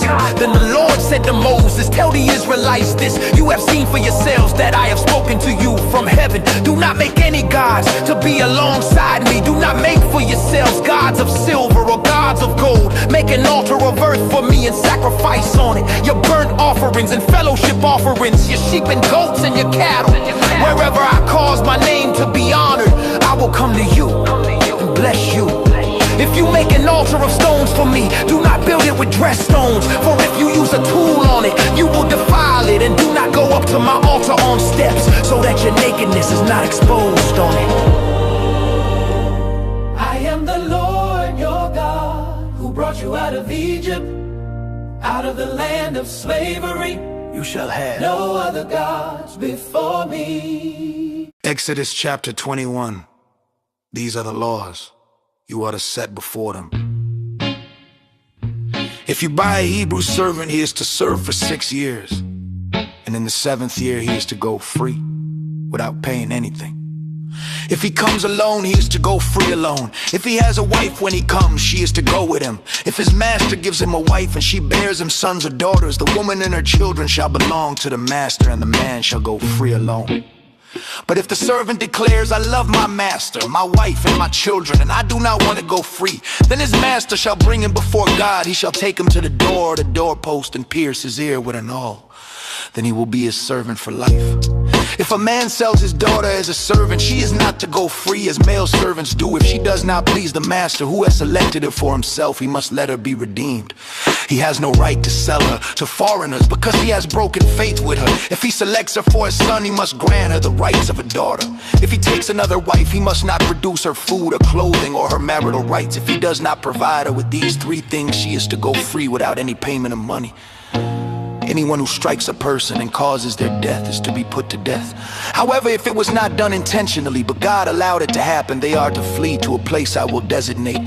But if anyone schemes and kills someone deliberately, they are to be taken from my altar and put to death. Anyone who attacks their father or mother is to be put to death. Anyone who kidnaps another and sells them or is found with them is to be put to death. Anyone who curses their father or mother is to be put to death. If people quarrel and one strikes the other with a stone or with a fist and the injured person does not die, but is confined to bed, the one who struck the blow will not be held guilty of murder if the other recovers and is able to walk outside again, though they must compensate them for the loss of time and see that they are fully healed. If a slave owner beats a servant and the servant dies as a result, the owner must be punished. But if the servant survives a day or two, the owner is not to be punished since the servant is their property. If people are fighting and hit a pregnant woman and she gives birth prematurely, but there is no serious injury, the offender must be fined, whatever the woman's husband demands and the court allows. But if there is serious injury, you are to give life for life, eye for eye, tooth for tooth, hand for hand, foot for burn for burn, wound for wound, bruise for bruise. If someone strikes a servant, male or female, in the eye and destroys it, they must let the servant go free to compensate for the eye. And if they knock out the tooth of a servant, male or female, they must let the servant go free to compensate for the tooth. If a bull gores a man or woman to death, the bull is to be stoned and its meat must not be eaten, but the owner of the bull will not be held responsible if, however, the bull had a habit of goring and the owner had been warned, but did not keep it confined and it kills a man or woman. The bull is to be stoned and its owner also put to death. If payment is demanded instead, the owner may redeem their life by paying whatever is demanded. This law also applies if the bull gores a son or daughter. If the bull gores a male or female servant, the owner must pay 30 shekels of silver to the servant's master, and the bull is to be stoned. If anyone uncovers a pit or digs one and fails to cover it, and an ox or donkey falls into it, the owner of the pit must pay for the loss and give money to the owner of the animal, but the dead animal will belong to them. If anyone's bull injures another person's bull and it dies, they ought to sell the live one and divide both the money and the dead animal equally. But if it was known that the bull had a habit of goring and the owner did not keep it confined, the owner must pay animal for animal, and the dead animal will be theirs. Exodus chapter 22. If anyone steals an ox or a sheep and slaughters it or sells it, they must repay 5 cattle for the ox and 4 sheep for the sheep. If a thief is caught breaking in at night and is struck and dies, the one who struck them is not guilty of bloodshed. But if it happens after sunrise, there is guilt for bloodshed. A thief must make restitution. If they have nothing, they must be sold to pay for what was stolen. If what was stolen is found alive with an ox, donkey, or sheep, the thief must pay back double. If anyone lets their livestock graze in another person's field and allows it to feed in someone else's land, they must make restitution from the best of their own field or vineyard. If a fire breaks out and spreads into thorn bushes so that stacked grain, standing grain, or the whole field is consumed, the one who started the fire must make full restitution. If anyone gives a neighbor silver or goods for safekeeping and they are stolen from the neighbor's house, the thief, if caught, must pay back double. But if the thief is not found, the owner of the house must appear before God to determine whether they laid hands on the other person's property. In every case of wrongdoing, whether ox, donkey, sheep, clothing, or any other lost property about which someone says, "This is mine," both parties are to bring their case before God. The one whom God declares guilty must pay back double to the other. If anyone gives a neighbor a donkey, ox, sheep, or any other animal for safekeeping and it dies, is injured, or is taken away while no one is watching, An oath before the Lord shall settle the matter between them. The owner must accept the oath and no restitution is required. But if the animal was stolen, restitution must be made to the owner. If it was torn to pieces by a wild animal, the remains must be brought as evidence and restitution is not required. If anyone borrows an animal from a neighbor and it is injured or dies while the owner is not present, they must make restitution. But if the owner was with it, no restitution is required. And if it was hired, the loss is covered by the hiring fee. If a man seduces a virgin who is not pledged to be married and sleeps with her, he must pay the bride price and marry her. If her father absolutely refuses to give her to him, he must still pay the bride price for virgins. Do not allow a sorceress to live. Anyone who has sexual relations with an animal is to be put to death. Whoever sacrifices to any god other than the Lord alone is to be destroyed. Do not mistreat or oppress a foreigner, for you were foreigners in the land of Egypt. Do not take advantage of the widow or the fatherless. If you do, and they cry out to me, I will surely hear their cry. My anger will burn, and I will kill you with the sword. Your wives will become widows, and your children fatherless. If you lend money to any of my people who are in need among you, do not treat it like a business deal. Charge no interest. If you take your neighbor's cloak as a pledge, return it by sunset, because it is their only covering, the garment they sleep in. When they cry out to me, I will hear, for I am compassionate. Do not blaspheme God or curse the ruler of your people. Do not hold back offerings from your harvest or your vats. You must give me the firstborn of your sons. Do the same with your cattle and sheep. Let them stay with their mothers for 7 days, but on the 8th day give them to me. You are to be my holy people. Do not eat the meat of an animal torn by wild beasts. Throw it to the dogs.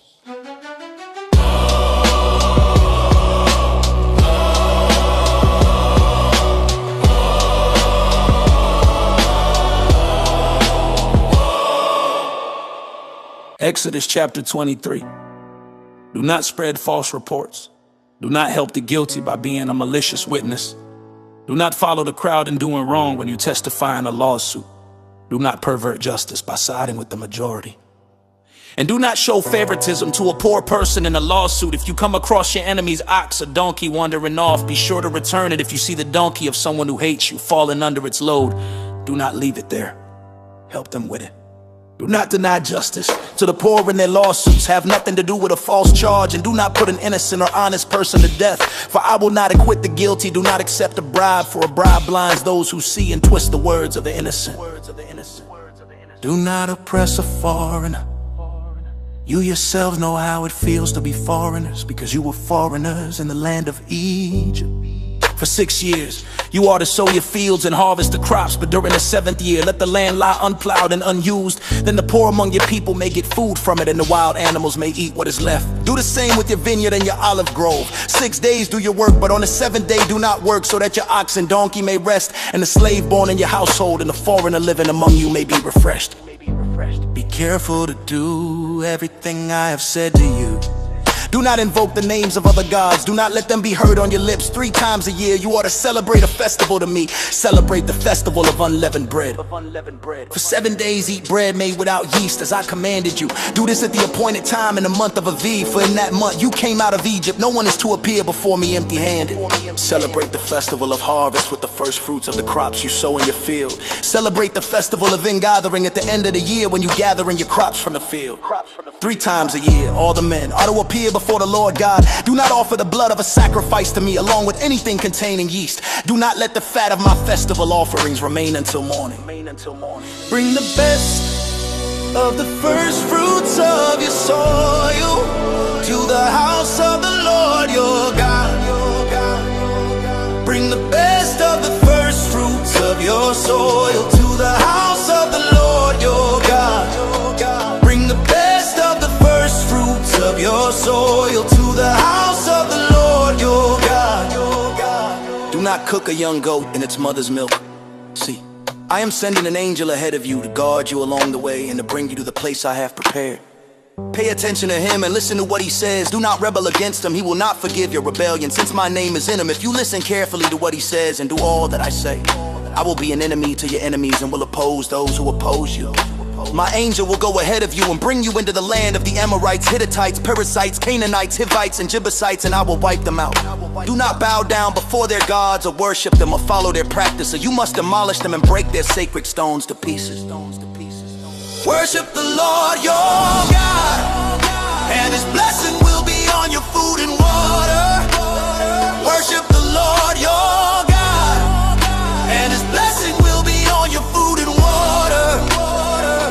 will take sickness away from among you, and none will miscarry or be barren in your land. I will give you a full lifespan. I will send my terror ahead of you and throw into confusion every nation you encounter. I will make all your enemies turn their backs and run. I will send the hornet ahead of you to drive the Hivites, Canaanites, and Hittites out of your way. But I will not drive them out in a single year, or the land will become desolate and the wild animals too numerous for you. Little by little, I will drive them out before you until you have increased enough to take possession of the land. I will establish your borders from the Red Sea to the Sea of the Philistines, and from the desert to the Euphrates River. I will give into your hands the people who live in the land, and you will drive them out before you. Do not make a covenant with them or with their gods. Do not let them live in your land, or they will cause you to sin against me. For if you serve their gods, it will surely be a snare to you. Bring the best of the first fruits of your soil to the house of the Lord your God. Bring the best of the first fruits of your soil to the house of the Lord your God. Bring the best of the first fruits of your soil to the house of the Lord your God. Yeah. Let me tell you when it is. Yeah.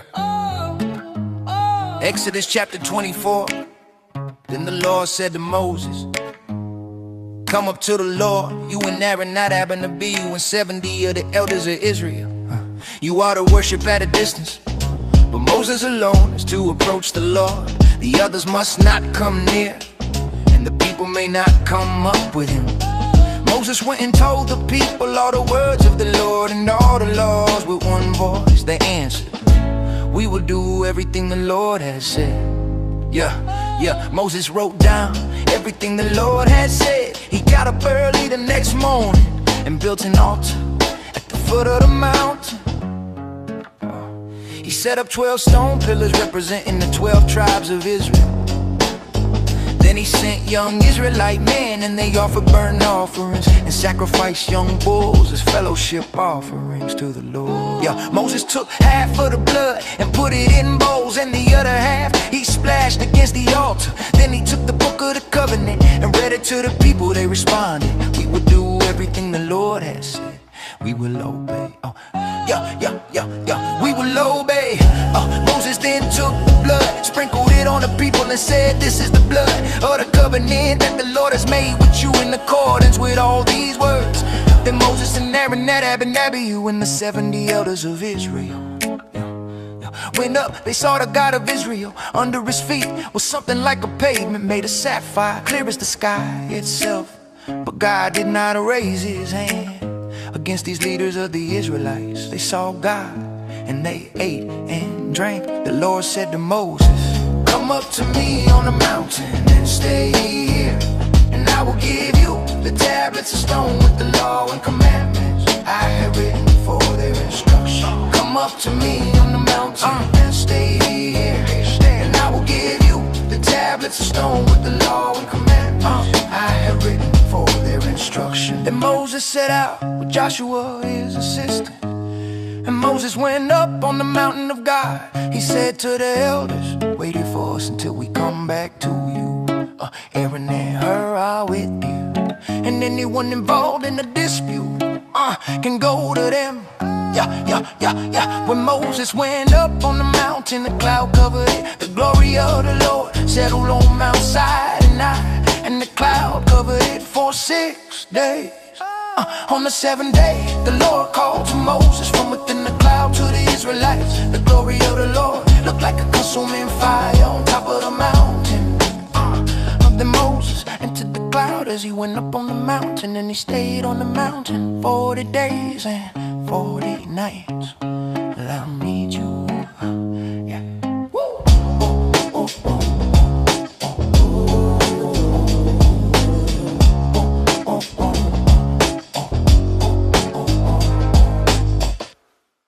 Exodus chapter 25.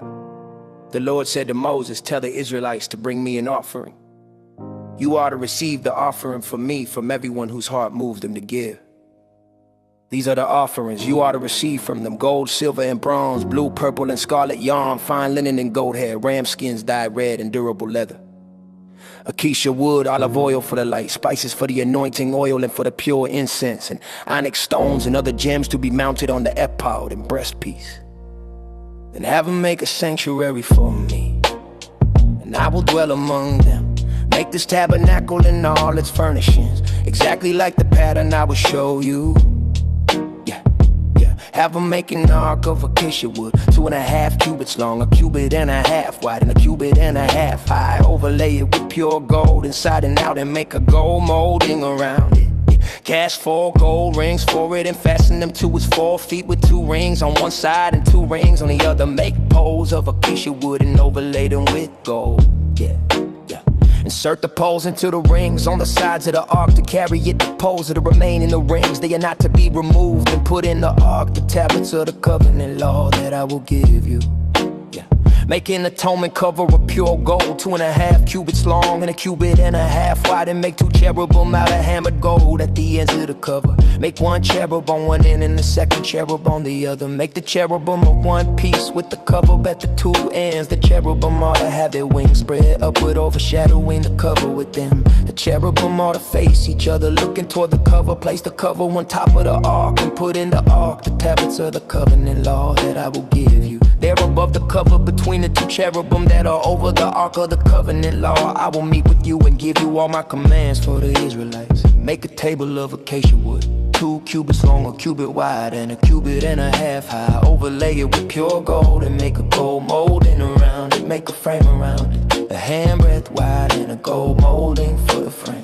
Make 4 gold rings for the table and fasten them to the 4 corners where the 4 legs are. The rings ought to be close to the frame to hold the poles used in carrying the table. Make the poles of acacia wood, overlay them with gold, and carry the table with them.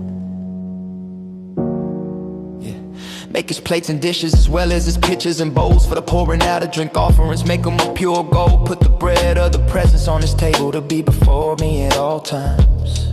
Make a lampstand of pure gold, hammer out its shaft and branches, its cups, buds, and blossoms all from one piece. 6 branches ought to extend from the sides of the lampstand, 3 on one side and 3 on the other.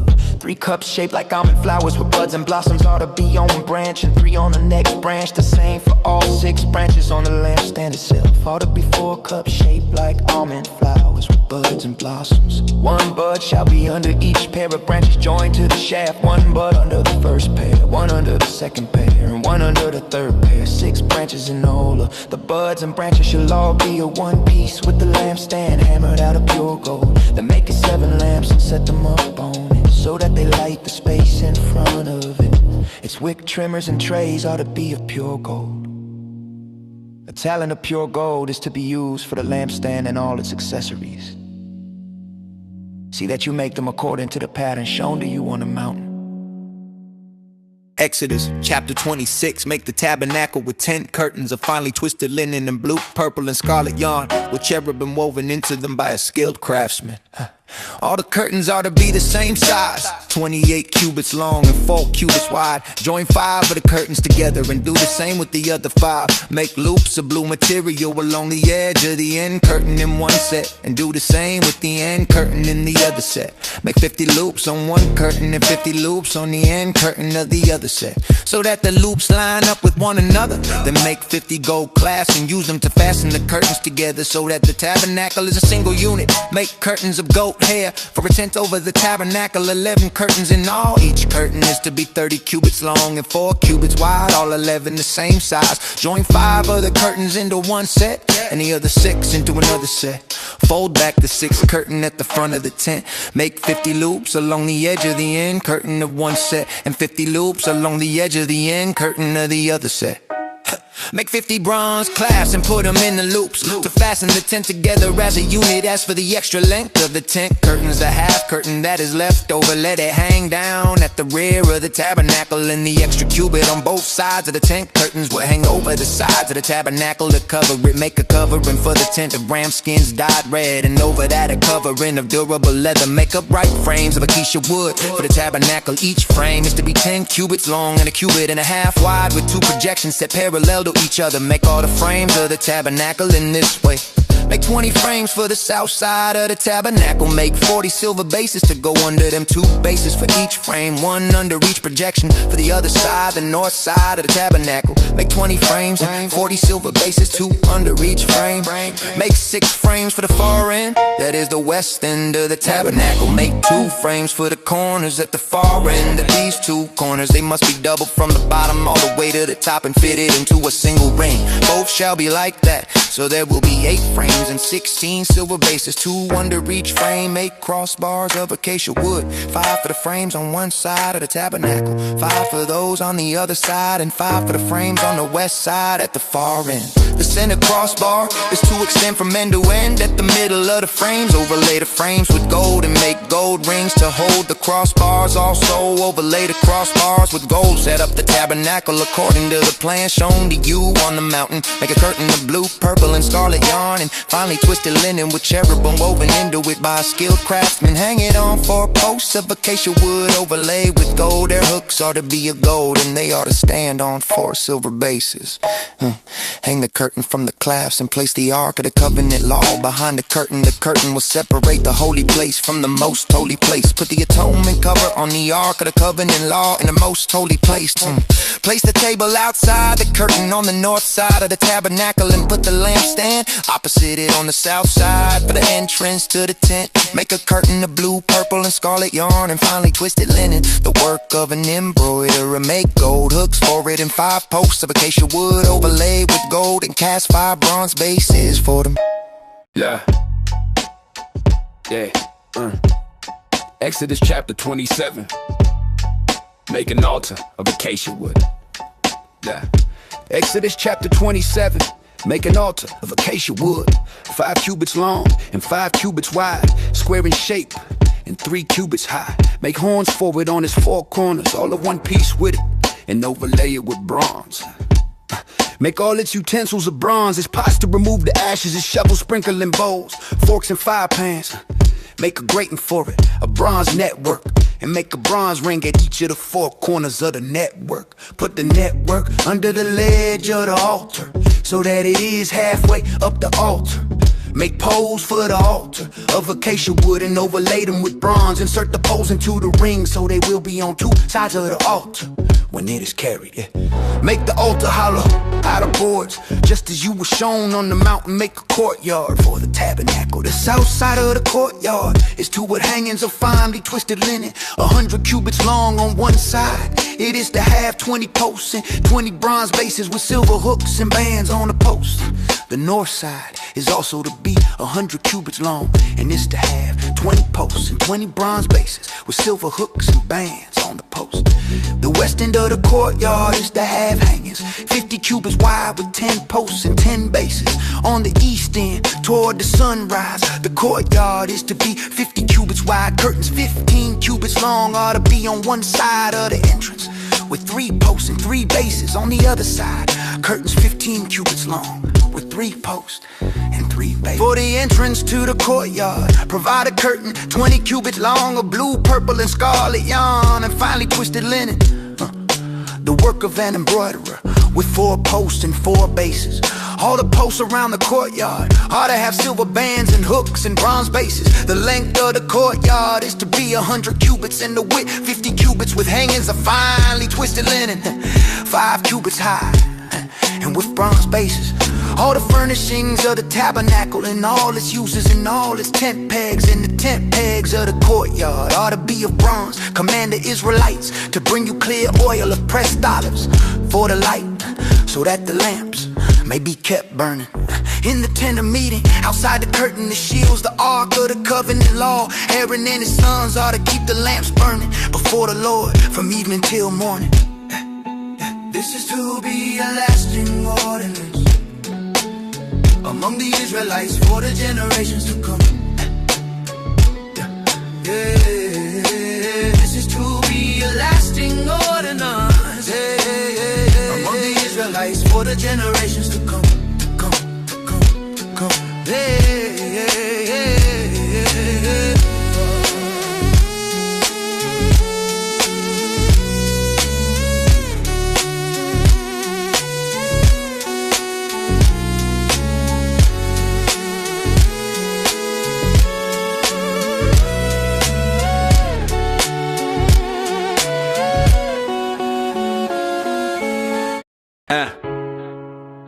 Exodus chapter 28. Have Aaron your brother brought to you from among the Israelites along with his sons, Nadab and Abihu, Eleazar and Ithamar, so they may serve me as priests. Make sacred garments for your brother Aaron to give him dignity and honor. Tell all the skilled workers to whom I have given wisdom in such matters that they ought to make garments for Aaron for his consecration, so he may serve me as priest. These are the garments they are to make: a breastpiece, an ephod, a robe with woven tunic, a turban, and a sash. They ought to make sacred garments for Aaron your brother and his sons, so they may serve me as priests. Use gold and blue, purple, and scarlet yarn and fine linen. Make the ephod of gold and the blue, purple, and scarlet yarn and a finely twisted linen, the work of skilled hands. It is to have 2 shoulder pieces attached to its 2 corners, so it can be fastened. A skillfully woven waistband is to be like it, of one piece with the ephod and made with gold and blue, purple, and scarlet yarn and finely twisted linen. Take 2 onyx stones and engrave on them the names of the sons of Israel, 6 names on one stone and the remaining 6 on the other in the order of their birth. Engrave the names of the sons of Israel on the 2 stones, the way a gem cutter engraves a seal. Then mount the stones in gold filigree settings and fasten them on the shoulder pieces of the ephod as memorial stones for the sons of Israel. Aaron is to bear their names on his shoulders as a memorial before the Lord. Make gold filigree settings and 2 braided chains of pure gold like cords, and attach the chains to the settings. Make a breastpiece for making decisions, the work of skilled hands. Make it like the ephod of gold and the blue, purple, and scarlet yarn and the finely twisted linen. It is to be square, a span long and a span wide, a folded double. Then mount 4 rows of precious stones on it. In the first row, there is a ruby, a topaz, and an emerald. In the second row, a turquoise, a sapphire, and a diamond. In the third row, a jacinth, an agate, and an amethyst. In the fourth row, a beryl, an onyx, and a jasper. Mount them in gold filigree settings. There ought to be 12 stones, 1 for each of the names of the sons of Israel. Each stone is to be engraved like a seal with the name of one of the 12 tribes. Make braided chains of pure gold for the breastpiece, like cords. Make 2 gold rings for it and fasten them to the 2 corners of the breastpiece. Fasten the 2 gold chains to the rings at the corners of the breastpiece. Then fasten the other ends of the chains to the 2 settings and attach them to the shoulder pieces of the ephod at the front. Make 2 gold rings and attach them to the other 2 corners of the breastpiece on the inside edge next to the ephod. Make 2 more gold rings and attach them to the bottom of the shoulder pieces on the front of the ephod, close to the seam just above the waistband. The rings of the breastpiece ought to be tied to the rings of the ephod with blue cord, so that the breastpiece is held securely to the ephod and does not swing out of place. So Aaron shall bear the names of the sons of Israel in the breastpiece of decision over his heart when he enters the holy place as a continual memorial before the Lord. Put the Urim and Thummim in the breastpiece of decision, so they may be over Aaron's heart whenever he enters the presence of the Lord. Thus Aaron will always bear the means of making decisions for the Israelites over his heart before the Lord. Make the robe of the ephod entirely of blue cloth with an opening for the head in its center. There is to be a woven edge around the opening like the opening of a collar, so that it does not tear. Make pomegranates of blue, purple, and scarlet yarn around the hem of the robe with gold bells between them. The gold bells and the pomegranates are to alternate around the ham. Aaron must wear it when he ministers. The sound of the bells will be heard when he enters the holy place before the Lord, and when he comes out, so that he will not die. Make a plate of pure gold and engrave on it is on a seal. Holy to the Lord, fasten it on the turban with a blue cord, so it is on the front of the turban, and it will be on Aaron's forehead. And he will bear the guilt involved in the sacred gifts the Israelites consecrate. Whatever the gifts may be, it will be on Aaron's forehead continually, so that they will be acceptable before the Lord.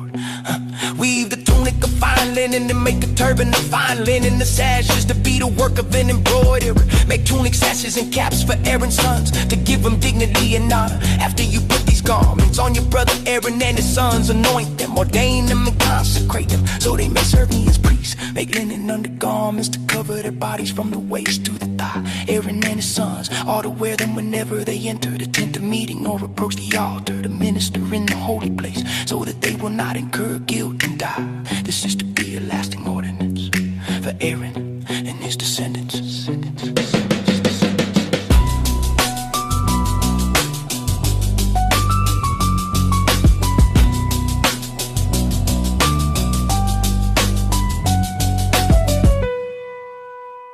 Yeah.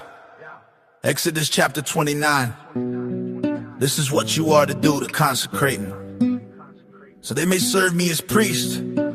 Take a young bull and 2 rams without defect. And from the finest wheat flour make bread without yeast. Thick loaves mixed with oil and thin loaves brushed with oil. Put them all in the basket and present them along with the bull and the 2 rams. Well, bring Aaron and his sons to the entrance of the tent of meeting and wash them with water. Then take the garments and dress Aaron with the tunic, the robe, of the ephod, itself, and the breastpiece. Fasten the ephod on him with his waistband. Put a turban on his head and attach the sacred emblem to the turban. Take the anointing oil and pour it on his head and anoint them. Bring his sons forward, dress them in tunics and fasten sashes on them. Put caps on the priesthood is theirs by a lasting ordinance. Then you shall ordain Aaron and his sons. Bring the bull to the front of the tent of meeting. Aaron and his sons are to lay their hands on his head. Slaughter the bull before the Lord at the entrance to the tent of meeting. But take some of the blood and put it on the horns of the altar with your finger, and pour out the rest of the blood at the base of the altar. Take all the fat that covers the inner parts, the long lobe or the liver, both kidneys with the fat on them, and burn them on the altar. But burn the flesh of the bull and its hide and intestines outside the camp. It is a sin offering. Take one of the rams, and Aaron and his sons shall lay their hands on its head. Slaughter the ram, take his blood and splash it against the sides of the altar. Cut the ram into pieces, wash the inner parts and the legs, and put them with the pieces and the head. And put them with the pieces and the head. Then burn the entire ram on the altar. It is a burnt offering to the Lord, a pleasing aroma, an offering made by fire. Take the other ram, the ram for the nation. Aaron and his sons are to lay their hands on his head. Slaughter it, take some of his blood and put it on the lobe of the right ear of Aaron, and on the lobes of the right ears of his sons. Put it on the thumbs of their right hands and on the big toes of their right feet. Then splash blood against the sides of the altar. Take some of the blood from the altar and some of the anointing oil, and sprinkle it on Aaron and his garments, and on his sons and their garments.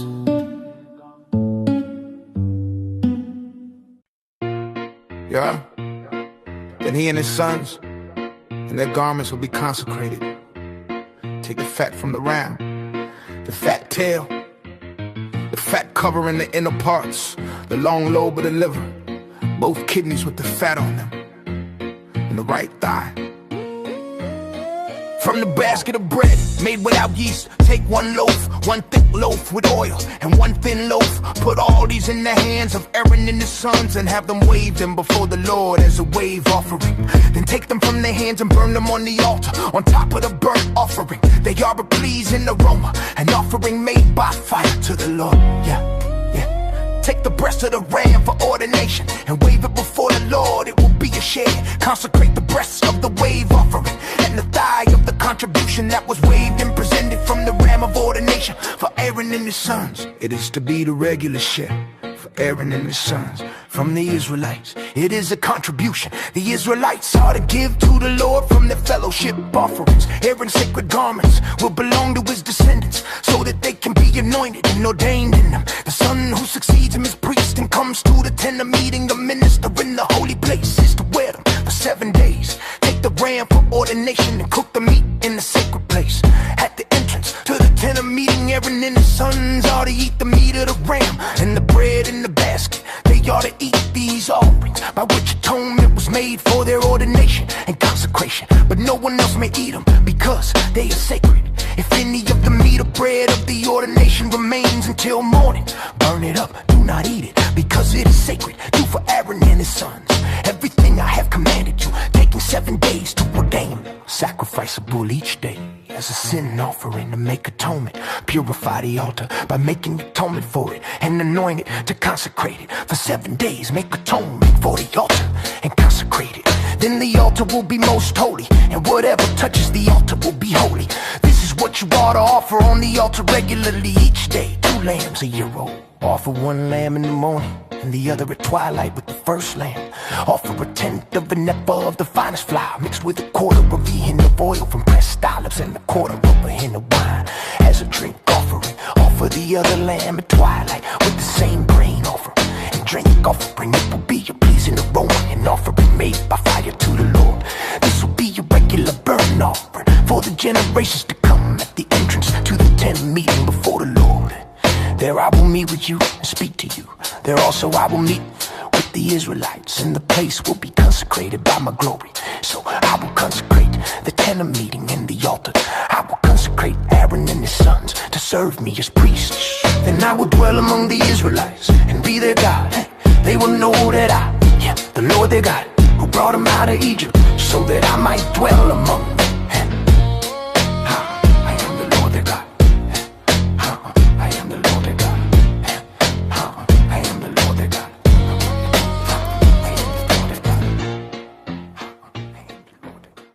Exodus chapter 30. Make an altar of acacia wood for burning incense. It is to be square, a cubit long and a cubit wide and 2 cubits high, with horns of 1 piece with it.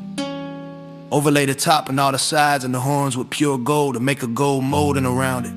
Make 2 gold rings for it below the molding, 2 on opposite sides to hold the poles used to carry it. Make the poles of acacia wood and overlay them with gold. Put the altar in front of the curtain that shields the ark of the covenant law, before the atonement cover that is over the tablets of the covenant law, where I will meet with you. Aaron is to burn fragrant incense on it every morning when he tends the lamps.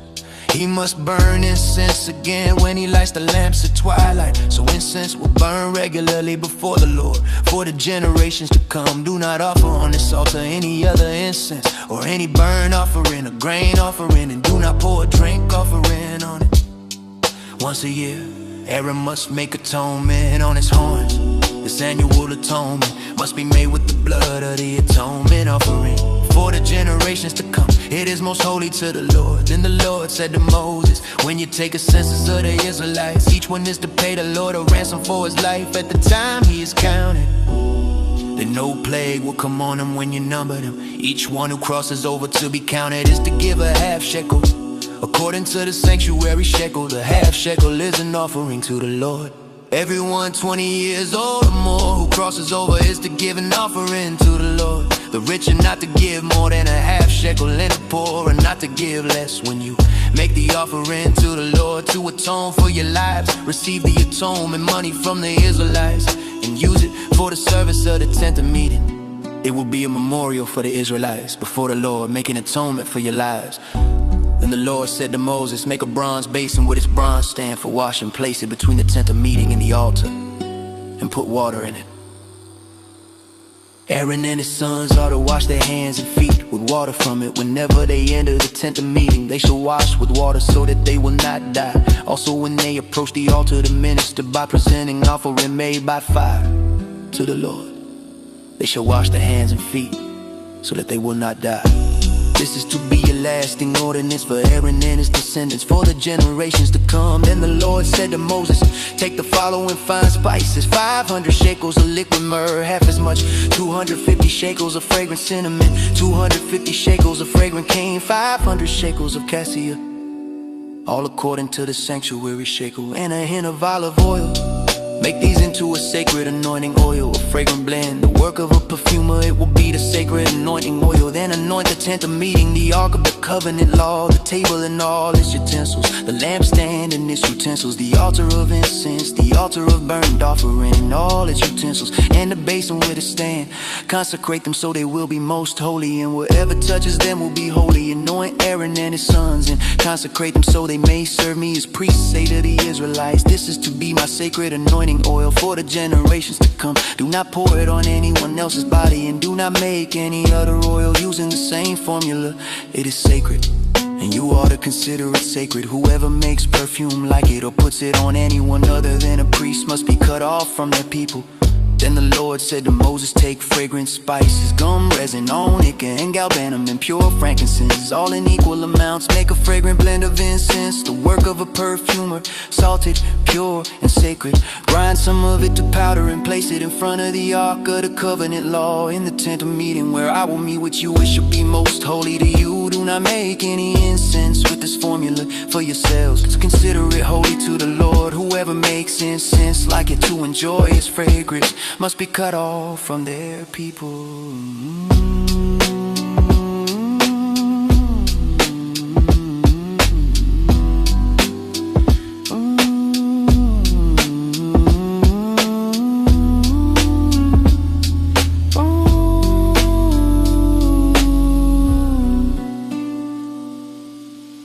Yeah. Exodus chapter 31. Then the Lord said to Moses, see, I have chosen Bezalel, son of Uri, the son of Hur of the tribe of Judah. I have filled him with the Spirit of God, with wisdom, understanding, and knowledge, and with all kinds of skills, to make artistic designs, to work in gold, silver, and bronze, to cut and set stones, to work with wood, and to engage in all kinds of crafts. Moreover, I have appointed Oholiab, son of Ahisamach, of the tribe of Dan. I have given ability to all the skilled workers to make everything I have commanded you: the tent of meeting, the ark of the covenant law with the atonement cover on it, and all the other furnishings of the tent, the ark of the covenant law with the atonement cover on it, and all the other furnishings of the tent, the table and its utensils, the pure gold lampstand and all its accessories, the altar of incense, the altar of burnt offering, all its utensils, the basin with its stand, and also the woven garments, both the sacred garments for Aaron the priest and the garments for his sons when they serve as priests, and the anointing oil and the pure fragrant incense for the holy place. They ought to make them just as I commanded you. Then the Lord said to Moses, say to the Israelites, you must observe my Sabbaths. This will be a sign between me and you for the generations to come, so you may know that I am the Lord who makes you holy. Yeah. Oh, oh, oh. Yeah. Oh, oh, oh. Yeah. Oh, oh, oh. Yeah. Oh, oh, oh. Observe the Sabbath because it is holy to you. Anyone who desecrates it must be put to death. Those who do any work on that day must be cut off from their people. For 6 days work is to be done, but the seventh day is a day of Sabbath rest, holy to the Lord. Whoever does any work on the Sabbath day must be put to death. The Israelites are to observe the Sabbath, celebrating it for the generations to come as a lasting covenant. It will be a sign forever between me and the Israelites. For in 6 days the Lord made the heavens and the earth, and on the seventh day he rested and was refreshed. When the Lord finished speaking to Moses on Mount Sinai, he gave him the 2 tablets of the covenant law, the tablets of stone inscribed by the finger of God. Exodus chapter 32. When the people saw that Moses was so long in coming down from the mountain, they gathered around Aaron and said, Come make us gods who will go before us. As for this Moses who brought us up out of Egypt, we don't know what has happened to him. Aaron answered, take off the gold earrings that your wives, your sons, and your daughters are wearing and bring them to me. So all the people took off their earrings and brought them to Aaron. He took what they handed him and made it into an idol, cast in the shape of a calf, fashioning it with the tool. Then they said, These are your gods, Israel, who brought you up out of Egypt. When Aaron saw this, he built an altar in front of the calf and announced, tomorrow there will be a festival to the Lord. So the next day the people rose early and sacrificed burnt offerings and presented fellowship offerings. Afterward they sat down to eat and drink and got up to indulge in revelry. Then the Lord said to Moses, Go down, because your people whom you brought up out of Egypt have become corrupt. They have been quick to turn away from what I commanded them, and have made themselves an idol cast in the shape of a calf. They have bowed down to it and sacrificed to it, and have said, These are your gods, Israel, who brought you up out of Egypt. I have seen these people, the Lord said to Moses, and they are a stiff-necked people. Now leave me alone, so that my anger may burn against them and that I may destroy him. Then I will make you into a great nation. But Moses pleaded with the Lord his God. Lord, he said, why should your anger burn against your people whom you brought out of Egypt with great power and a mighty hand?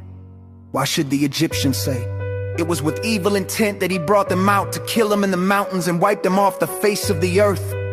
Turn from your fierce anger, relent, and do not bring disaster on your people. Yeah, remember your servants Abraham, Isaac, and Israel, to whom you swore by your own self, I will make your descendants as numerous as the stars in the sky, and I will give your descendants all this land I promised them, and it will be their inheritance forever. Yeah, then the Lord relented and did not bring on his people the disaster he had threatened. Moses turned and went down the mountain with the 2 tablets of the covenant law in his hands. They were inscribed on both sides, front and back. The tablets were the work of God. The writing was the writing of God, engraved on the tablets. When Joshua heard the noise of the people shouting, he said to Moses, there is the sound of war in the camp. Moses replied, it is not the sound of victory or defeat. It is the sound of singing that I hear.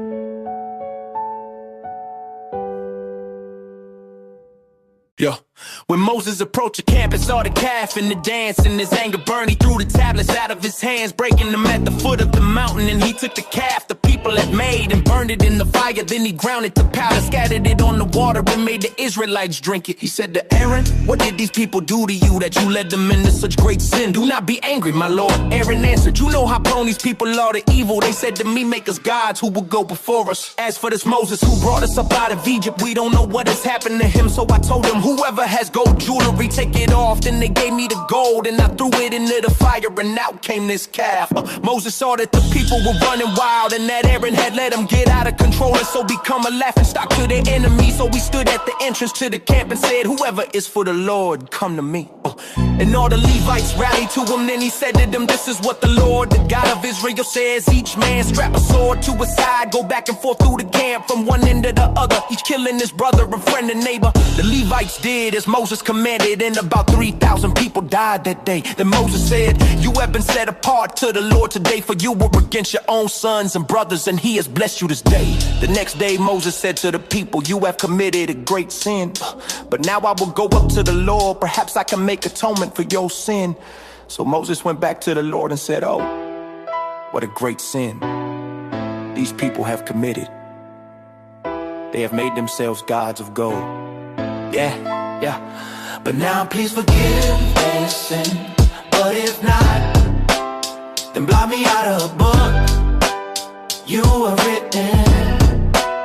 But now please forgive. Now please forgive. God please forgive. God please forgive. God please forgive. God please forgive their sin.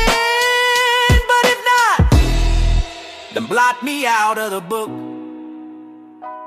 you have written. Yeah.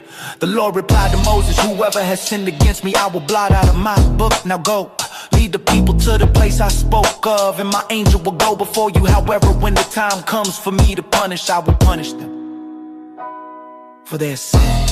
And the Lord struck the people with a plague because of what they did with the calf Aaron had made. Exodus chapter 33. Then the Lord said to Moses, leave this place, you and the people you brought up out of Egypt, and go up to the land I promised on oath to Abraham, Isaac, and Jacob, saying, I will give it to your descendants. I will send an angel before you and drive out the Canaanites, the Amorites, Hittites, Perizzites, Hivites, and Jebusites. Go up to the land flowing with milk and honey, but I will not go with you because you are a stiff-necked people, and I might destroy you on the way. When the people heard these distressing words, they began to mourn, and no one put on ornaments. For the Lord had said to Moses, tell the Israelites, you are a stiff-necked people. If for a single moment I were to go with you, I might destroy you. Now take off your ornaments and I will decide what to do with you. So the Israelites stripped off their ornaments in Mount Horeb. Now Moses used to take a tent and pitch it outside the camp some distance away, calling it the tent of meeting. Anyone inquiring of the Lord would go to the tent of meeting. Outside the camp, whenever Moses went out to the tent, all the people rose and stood at the entrances to their tents, watching Moses until he entered the tent. As Moses went into the tent, the pillar of cloud would come down and stay at the entrance, while the Lord spoke with Moses. Whenever the people saw the pillar of cloud standing at the entrance of the tent, they all stood and worshiped, each at the entrance of the tent. The Lord would speak to Moses face to face as one speaks to a friend. The Lord would speak to Moses face to face as one speaks to a friend. Then Moses would return to the camp, but his young head Joshua, son of Nun, did not leave the tent. Moses said to the Lord, you've been telling me, lead these people, but you have not let me know whom you will send with me. You have said, I know you by name, and you have found favor with me. If you are pleased with me, teach me your ways so I may know you and continue to find favor with you. Remember that this nation is your people. The Lord replied, my presence will go with you and I will give you rest. Then Moses said to him, if your presence does not go with us, do not send us up from here. How will anyone know that you are pleased with me and with your people unless you go with us? What else will distinguish me and your people from all the other people on the face of the earth? And the Lord said to Moses, I will do the very thing you have asked, because I am pleased with you and I know you by name. Then Moses said, now show me your glory. And the Lord said, I will cause all my goodness to pass in front of you. and I will proclaim my name. The Lord in your presence, I will have mercy on whom I will have mercy, and I will have compassion on whom I will have compassion. But he said, you cannot see my face, for no one may see me. And the Lord said, there is a place near me where you may stand on a rock. When my glory passes by, I will put you in a cleft in the rock and cover you with my hand until I have passed by. Then I will remove my hand and you will see my back, but my face must not be seen. Exodus chapter 34. The Lord said to Moses, chisel out 2 stone tablets like the first ones, and I will write on them the words that were on the tablets. You broke. Be ready in the morning, and then come up on Mount Sinai. Present yourself to me there, on top of the mountain. No one is to come with you or be seen anywhere on the mountain.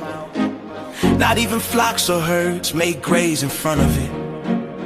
So Moses chiseled out 2 stone tablets like the first ones. And early in the morning, he went up Mount Sinai, as the Lord had commanded him, and he carried the 2 stone tablets in his hand. Then the Lord came down in the cloud and stood there with him and proclaimed his name, the Lord. And he passed in front of Moses, proclaiming, the Lord, the compassionate and gracious God, slow to anger, abounding in faithful love and truth, maintaining love to thousands and forgiving wickedness, rebellion and sin. Yet he does not leave the guilty unpunished. He brings the consequences of sin on the children and their children to the 3rd and 4th generation. Moses bowed to the ground at once in worship. Lord, he said, if I have found favor in your eyes, and let the Lord go with us. Although this is a stiff-necked people, forgive our wickedness and our sin, and take us as your inheritance.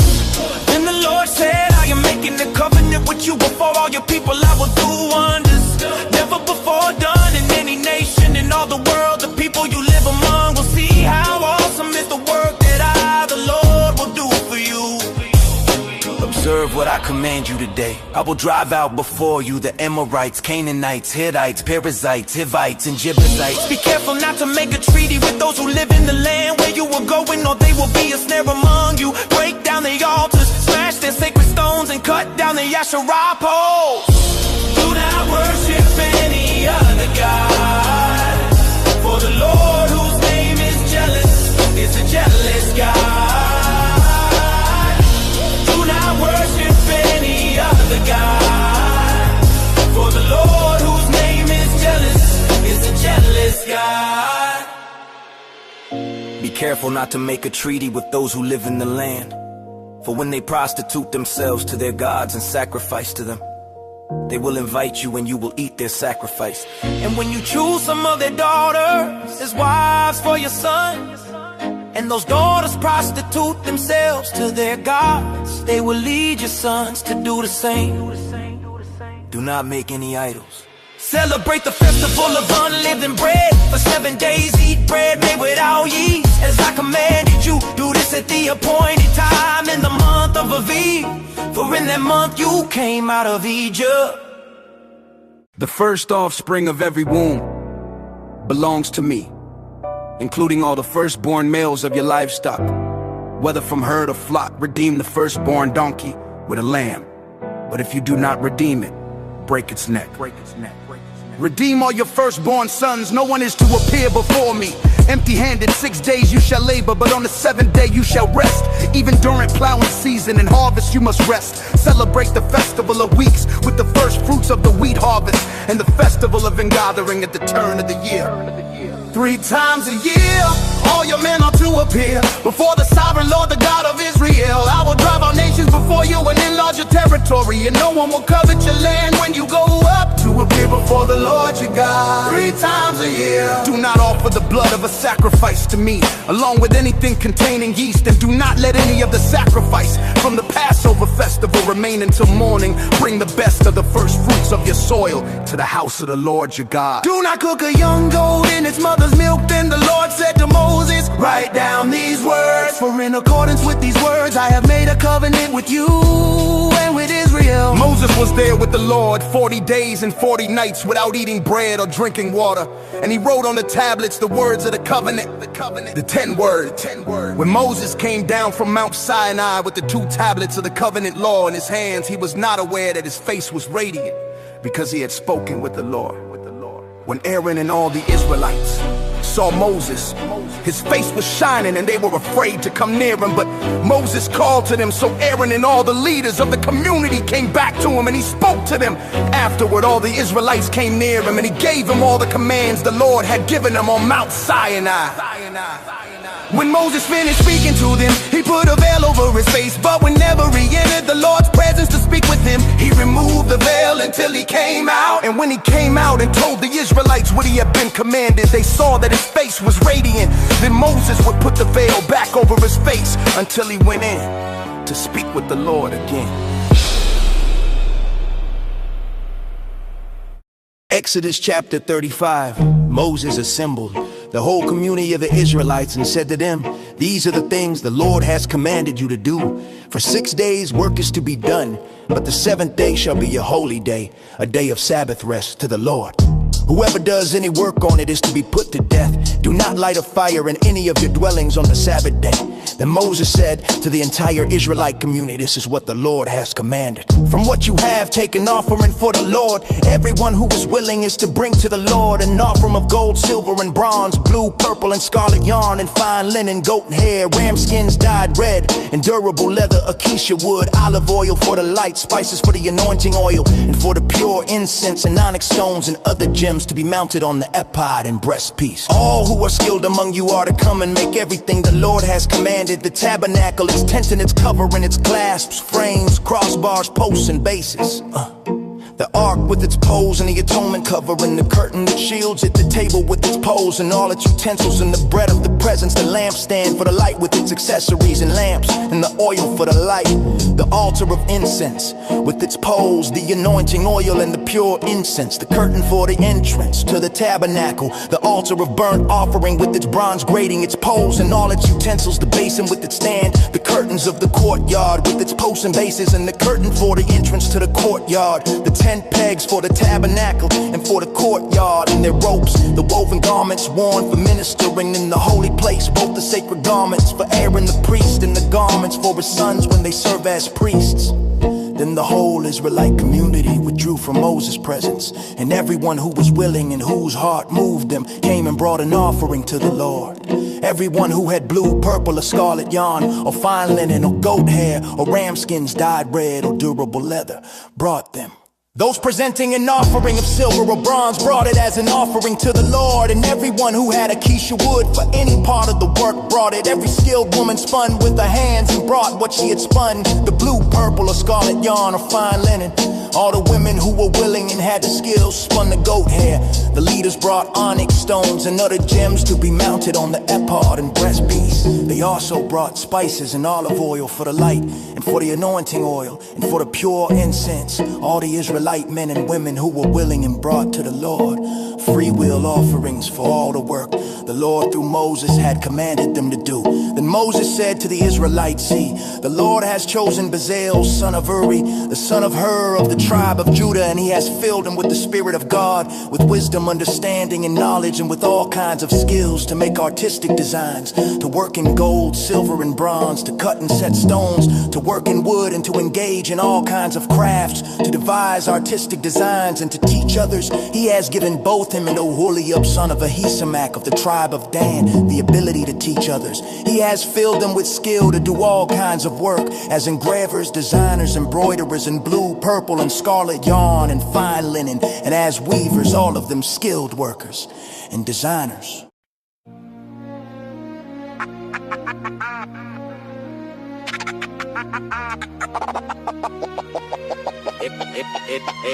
Yeah, Exodus chapter 36, so Bezalel, Oholiab, and every skilled person to whom the Lord had given ability and who was willing to come and do the work. Set the work on the sanctuary. They received from Moses all the offerings the Israelites are brought to carry out the work of constructing the sanctuary. And the people continue to bring free will offerings morning after morning.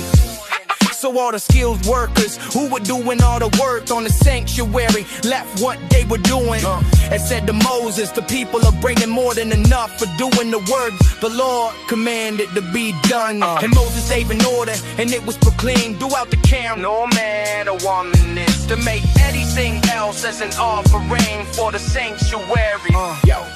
And so the people were restrained from bringing more because what they already had was more than enough to do all the work. All those who were skilled among the workers made the tabernacle with 10 curtains of finely twisted linen and blue, purple, and scarlet yarn with cherubim woven into them by skilled craftsmen. All the curtains were the same size, 28 cubits long and 4 cubits wide. They joined 5 of the curtains together and did the same with the other 5. Yeah, they made loops of blue material along the edge of the end curtain in one set and did the same with the end curtain in the other set. They made 50 loops on one curtain and 50 loops on the end curtain of the other set. So left the loops lined up. They made 50 gold clasps and used them to fasten the curtains together so the tabernacle was a single unit. They made curtains of goat hair for the tent over the tabernacle. 11 curtains in all. Each curtain was 30 cubits long and 4 cubits wide. On 11 the same size. They joined 5 of the curtains into one set and the other 6 into another. They folded back the 6 curtains at the front of the tent. They made 50 loops along the edge of the end curtain of one set. They 50 loops along the edge of the end curtain of the other set. Man, they made 50 bronze flags and used them to fasten the tent together as a unit. They made a covering for the tent, the rim, schemes, dyed red. An overhead, a covering of durable leather. They made upright frames of acacia wood for the tabernacle. Each frame was 10 cubits long and a cubit and a half wide with 2 projections set parallel to each other.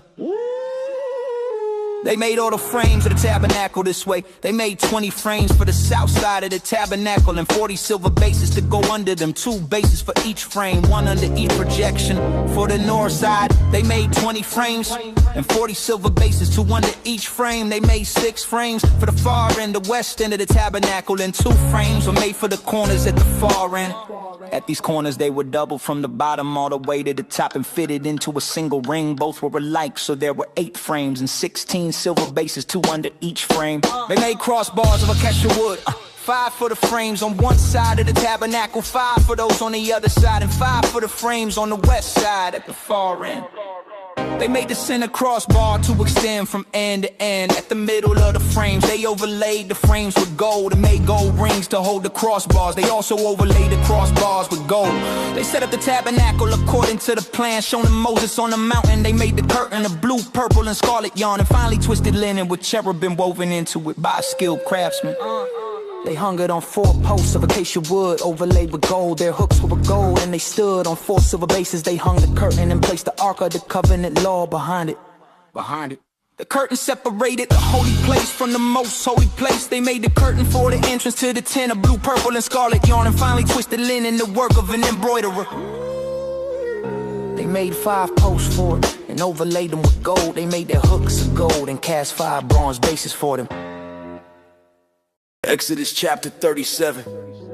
Bezalel made the ark of acacia wood, 2.5 cubits long, 1.5 cubits wide, and 1.5 cubits high. He overlaid it with pure gold inside and out and made a gold molding around it. He cast 4 gold rings for it and fastened them to his 4 feet with 2 rings on one side and 2 on the other. Then he made poles of acacia wood and overlaid them with gold. He inserted the poles into the rings on the sides of the ark to carry it. He made the atonement cover of pure gold, 2.5 cubits long and 1.5 cubits wide. Then he made 2 cherubim out of hammered gold. At the ends of the cover he made 1 cherub on one end and a 2nd cherub on the other. The cherubim were of one piece with the cover at the 2 ends. The cherubim had their wings spread upward, overshadowing the cover with them. The cherubim faced each other looking toward the cover. Bezalel made a table of acacia wood, 2 cubits long, 1 cubit wide, and 1.5 cubits high. He overlaid it with pure gold and made a gold molding around it. He also made a frame around it 1 handbreadth wide and made a gold molding for the frame. He cast 4 gold rings for the table and fastened them to the 4 corners, where the 4 legs where the rings were placed close to the frame to hold the poles used in carrying the table. He made the poles of acacia wood and overlaid them with gold to carry the table. He made his plates and dishes as well as his bowls and pitchers for the pouring out of drink offerings. He made all of them of pure gold. He made the lampstand of pure gold. He hammered out his shaft and branches, his cups, buds, and blossoms. All from one piece, 6 branches extended from the sides of the lampstand, 3 on one side and 3 on the other. 3 cups shaped like almond flowers with buds and blossoms were on one branch, 3 on the next branch. The same for all 6 branches on the lampstand itself, with 4 cups shaped like almond flowers with buds and blossoms. 1 bud was under each pair of branches, 1 under the first pair, 1 under the second pair, 1 under the third pair. 6 branches in all. The buds and branches were all of one piece with the lampstand hammered out of pure gold. He made his 7 lamps as well as his wick trimmers and trays of pure gold. He used a talent of pure gold for the lampstand and all its accessories. He made the altar of incense of acacia wood. It was square, 1 cubit long and 1 cubit wide and 2 cubits high, with horns of one piece with it. He overlaid the top and all the sides, and the horns were pure gold and made a gold molding around it. He made 2 gold rings for it below the molding, 2 on opposite sides to hold the poles. He made the poles of acacia wood and overlaid them with gold. He made the sacred anointing oil and the pure fragrant incense, the work of a perfumer. Exodus chapter 38.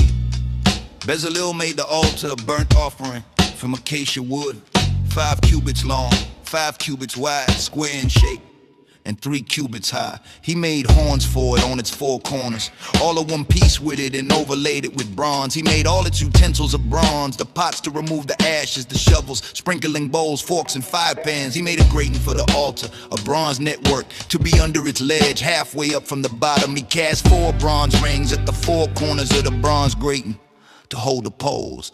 He made the poles of acacia wood and overlaid them with bronze. He inserted the poles into the rings on the sides of the altar to carry it. He made the altar hollow out of boards.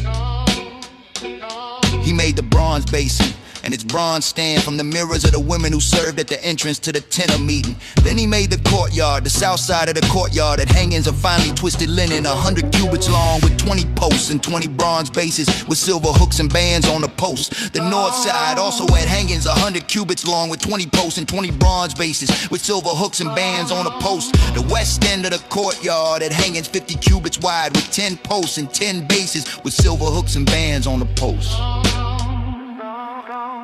On the east end, toward the sunrise, the courtyard was 50 cubits wide. Curtains 15 cubits long were on one side of the entrance with 3 posts and 3 bases on the other side. Curtains 15 cubits long with 3 posts and 3 bases. For the entrance to the courtyard, there was a curtain 20 cubits long of blue, purple, and scarlet yarn and finely twisted linen, the work of an embroiderer, with 4 posts and 4 bases. All the posts around the courtyard had silver bands and hooks and bronze bases. The length of the courtyard was 100 cubits and the width 50 cubits. The hangings were of finely twisted linen, 5 cubits high, with bronze bases. All the tent pegs of the tabernacle and of the courtyard were of bronze. These are the mounts of the materials used for the tabernacle. The tabernacle of the covenant law, which were recorded at Moses' command by the Levites under the direction of Ithamar, son of Aaron the priest. Bezalel, son of Uri, the son of Hur of the tribe of Judah, made everything the Lord commanded Moses. With them was Ohib, son of Ahisamach of the tribe of Dan, a skilled craftsman, designer, and embroiderer in blue, purple, and scarlet scarlet yarn, and fine linen. Total amount of gold from the wave offering used for all the work on the sanctuary was 29 talents and 730 shekels, according to the sanctuary shekel. The silver obtained from those of the community who were counted was 100 talents and 1,775 shekels, according to the sanctuary shekel. One baker per person, that is half a shekel, according to the sanctuary shekel. From everyone 20 years old or more who was counted, a total of 603,550 men. The 100 talents of silver were used to cast the basis for the sanctuary and for the curtain. 100 bases from the 100 talents, 1 talent for each base. From the 1,775 shekels, he made the hooks for the post, overlaid the tops of the posts, and made bands for them. The bronze from the wave offering was 70 talents and 2,400 shekels. He used it to make the basis for the entrance to the tent of meeting, the bronze altar with its bronze grating and all its utensils, the basis for the posts around the courtyard and for the entrance, and all the tent pegs for the tabernacle and for the courtyard.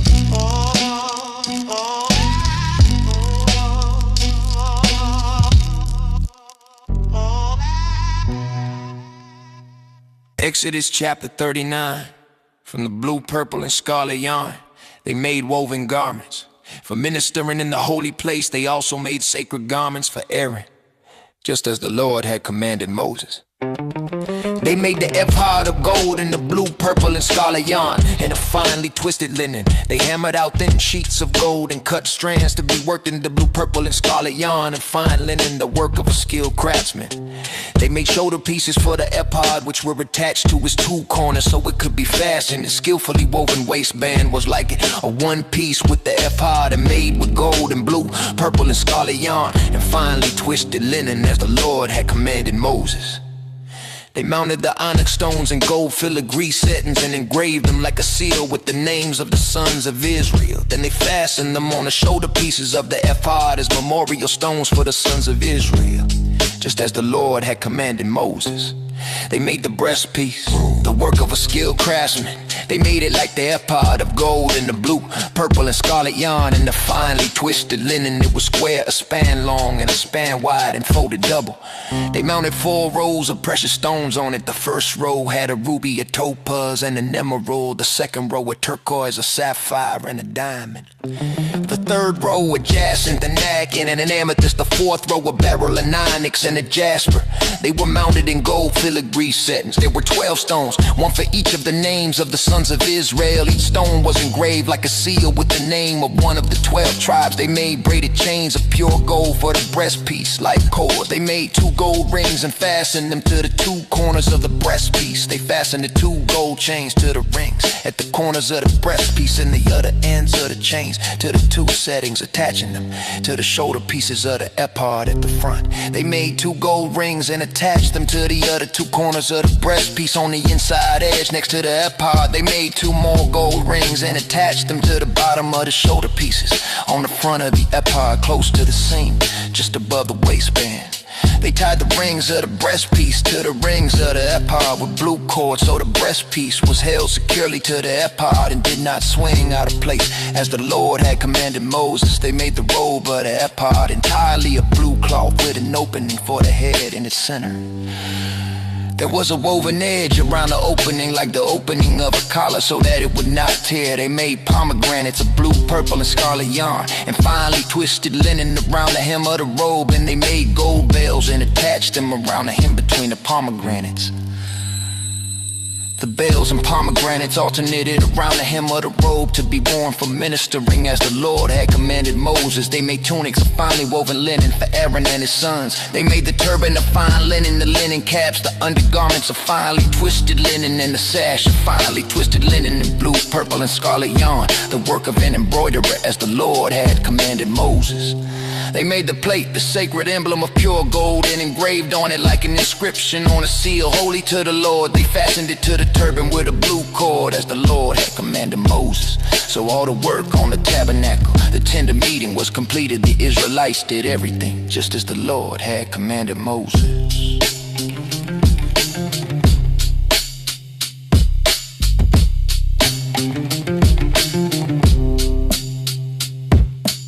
Yeah. Exodus Exodus chapter 40. Then the Lord said to Moses, set up the tabernacle, the tent of meeting, on the first day of the first month. Yeah, place the ark of the covenant law in it, and shield the ark with the curtain. Yeah, bring in the table and set out what belongs on it. Yeah, then bring in the lampstand and set up its lamps. Place the gold altar of incense in front of the ark of the covenant law, and put the curtain at the entrance to the tabernacle. Place the altar of burnt offering in front of the entrance to the tabernacle, the tent of meeting. Yeah.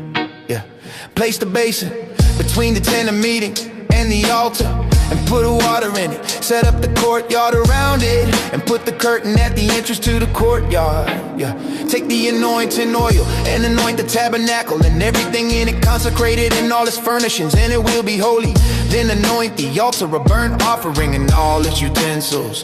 Consecrate the altar and it will be most holy. Anoint the basin and its stand and consecrate them. Bring Aaron and his sons to the entrance to the tent of meeting, and wash them with water. Dress Aaron in the sacred garments. Anoint him and consecrate him, so he may serve me as priest. Bring his sons and dress them in tunics. Anoint them just as you anointed the Father, so they may serve me as priests. Their anointing will be to a priesthood that will continue for all generations to come. Moses did everything just as the Lord commanded him. So the tabernacle was set up on the first day of the first month in the second year. Moses set up the tabernacle, he laid his bases, set up his frames, inserted the crossbars, and set up the posts. Then he spread the tent over the tabernacle and put the covering over the tent as the Lord commanded him. He took the tablets of the covenant law and placed them in the ark. He inserted the poles through the rings on the ark and put the atonement cover on top of it. Then he brought the ark into the tabernacle and hung the shield and curtain and shielded the ark of the covenant law as the Lord commanded him. He placed the table in the tent of meeting on the north side of the tabernacle. Outside the curtain, he set out the bread on it before the Lord as the Lord commanded him. He placed the lampstand in the tent of meeting opposite the table on the south side of the tabernacle. He set up the lamps before the Lord as the Lord commanded him. He placed the gold altar of incense in the tent of meeting in front of the curtain. He burned fragrant incense on it as the Lord commanded him. Then he put up the curtain at the entrance to the tabernacle. He placed the altar of burnt offering near the entrance to the tabernacle, the tent of meeting, and offered on it the burnt offering, the grain offering, as the Lord commanded him. He placed the basin between the tent of meeting and the altar and put water in it for washing. Moses and Aaron and his sons used it to wash their hands and feet. They washed whenever they entered the tent of meeting or approached the altar as the Lord commanded Moses. Then Moses set up the courtyard around the tabernacle and the altar and put up the curtain at the entrance to the courtyard. And so Moses finished the work, and the cloud covered the tent of meeting, and the glory of the Lord filled the tabernacle. So Moses finished the work, and the cloud covered the tent of meeting, and the glory of the Lord filled the tabernacle. Moses could not enter the tent of meeting because the cloud had settled on it, and the glory of the Lord filled the tabernacle. And all the travels of the Israelites, whenever the cloud lifted from above the tabernacle, they would set out. But if the cloud did not lift, they did not set out until the day it lifted. So the cloud of the Lord was over the tabernacle by day, and fire was in the cloud by night, in the sight of all the Israelites during all their travels.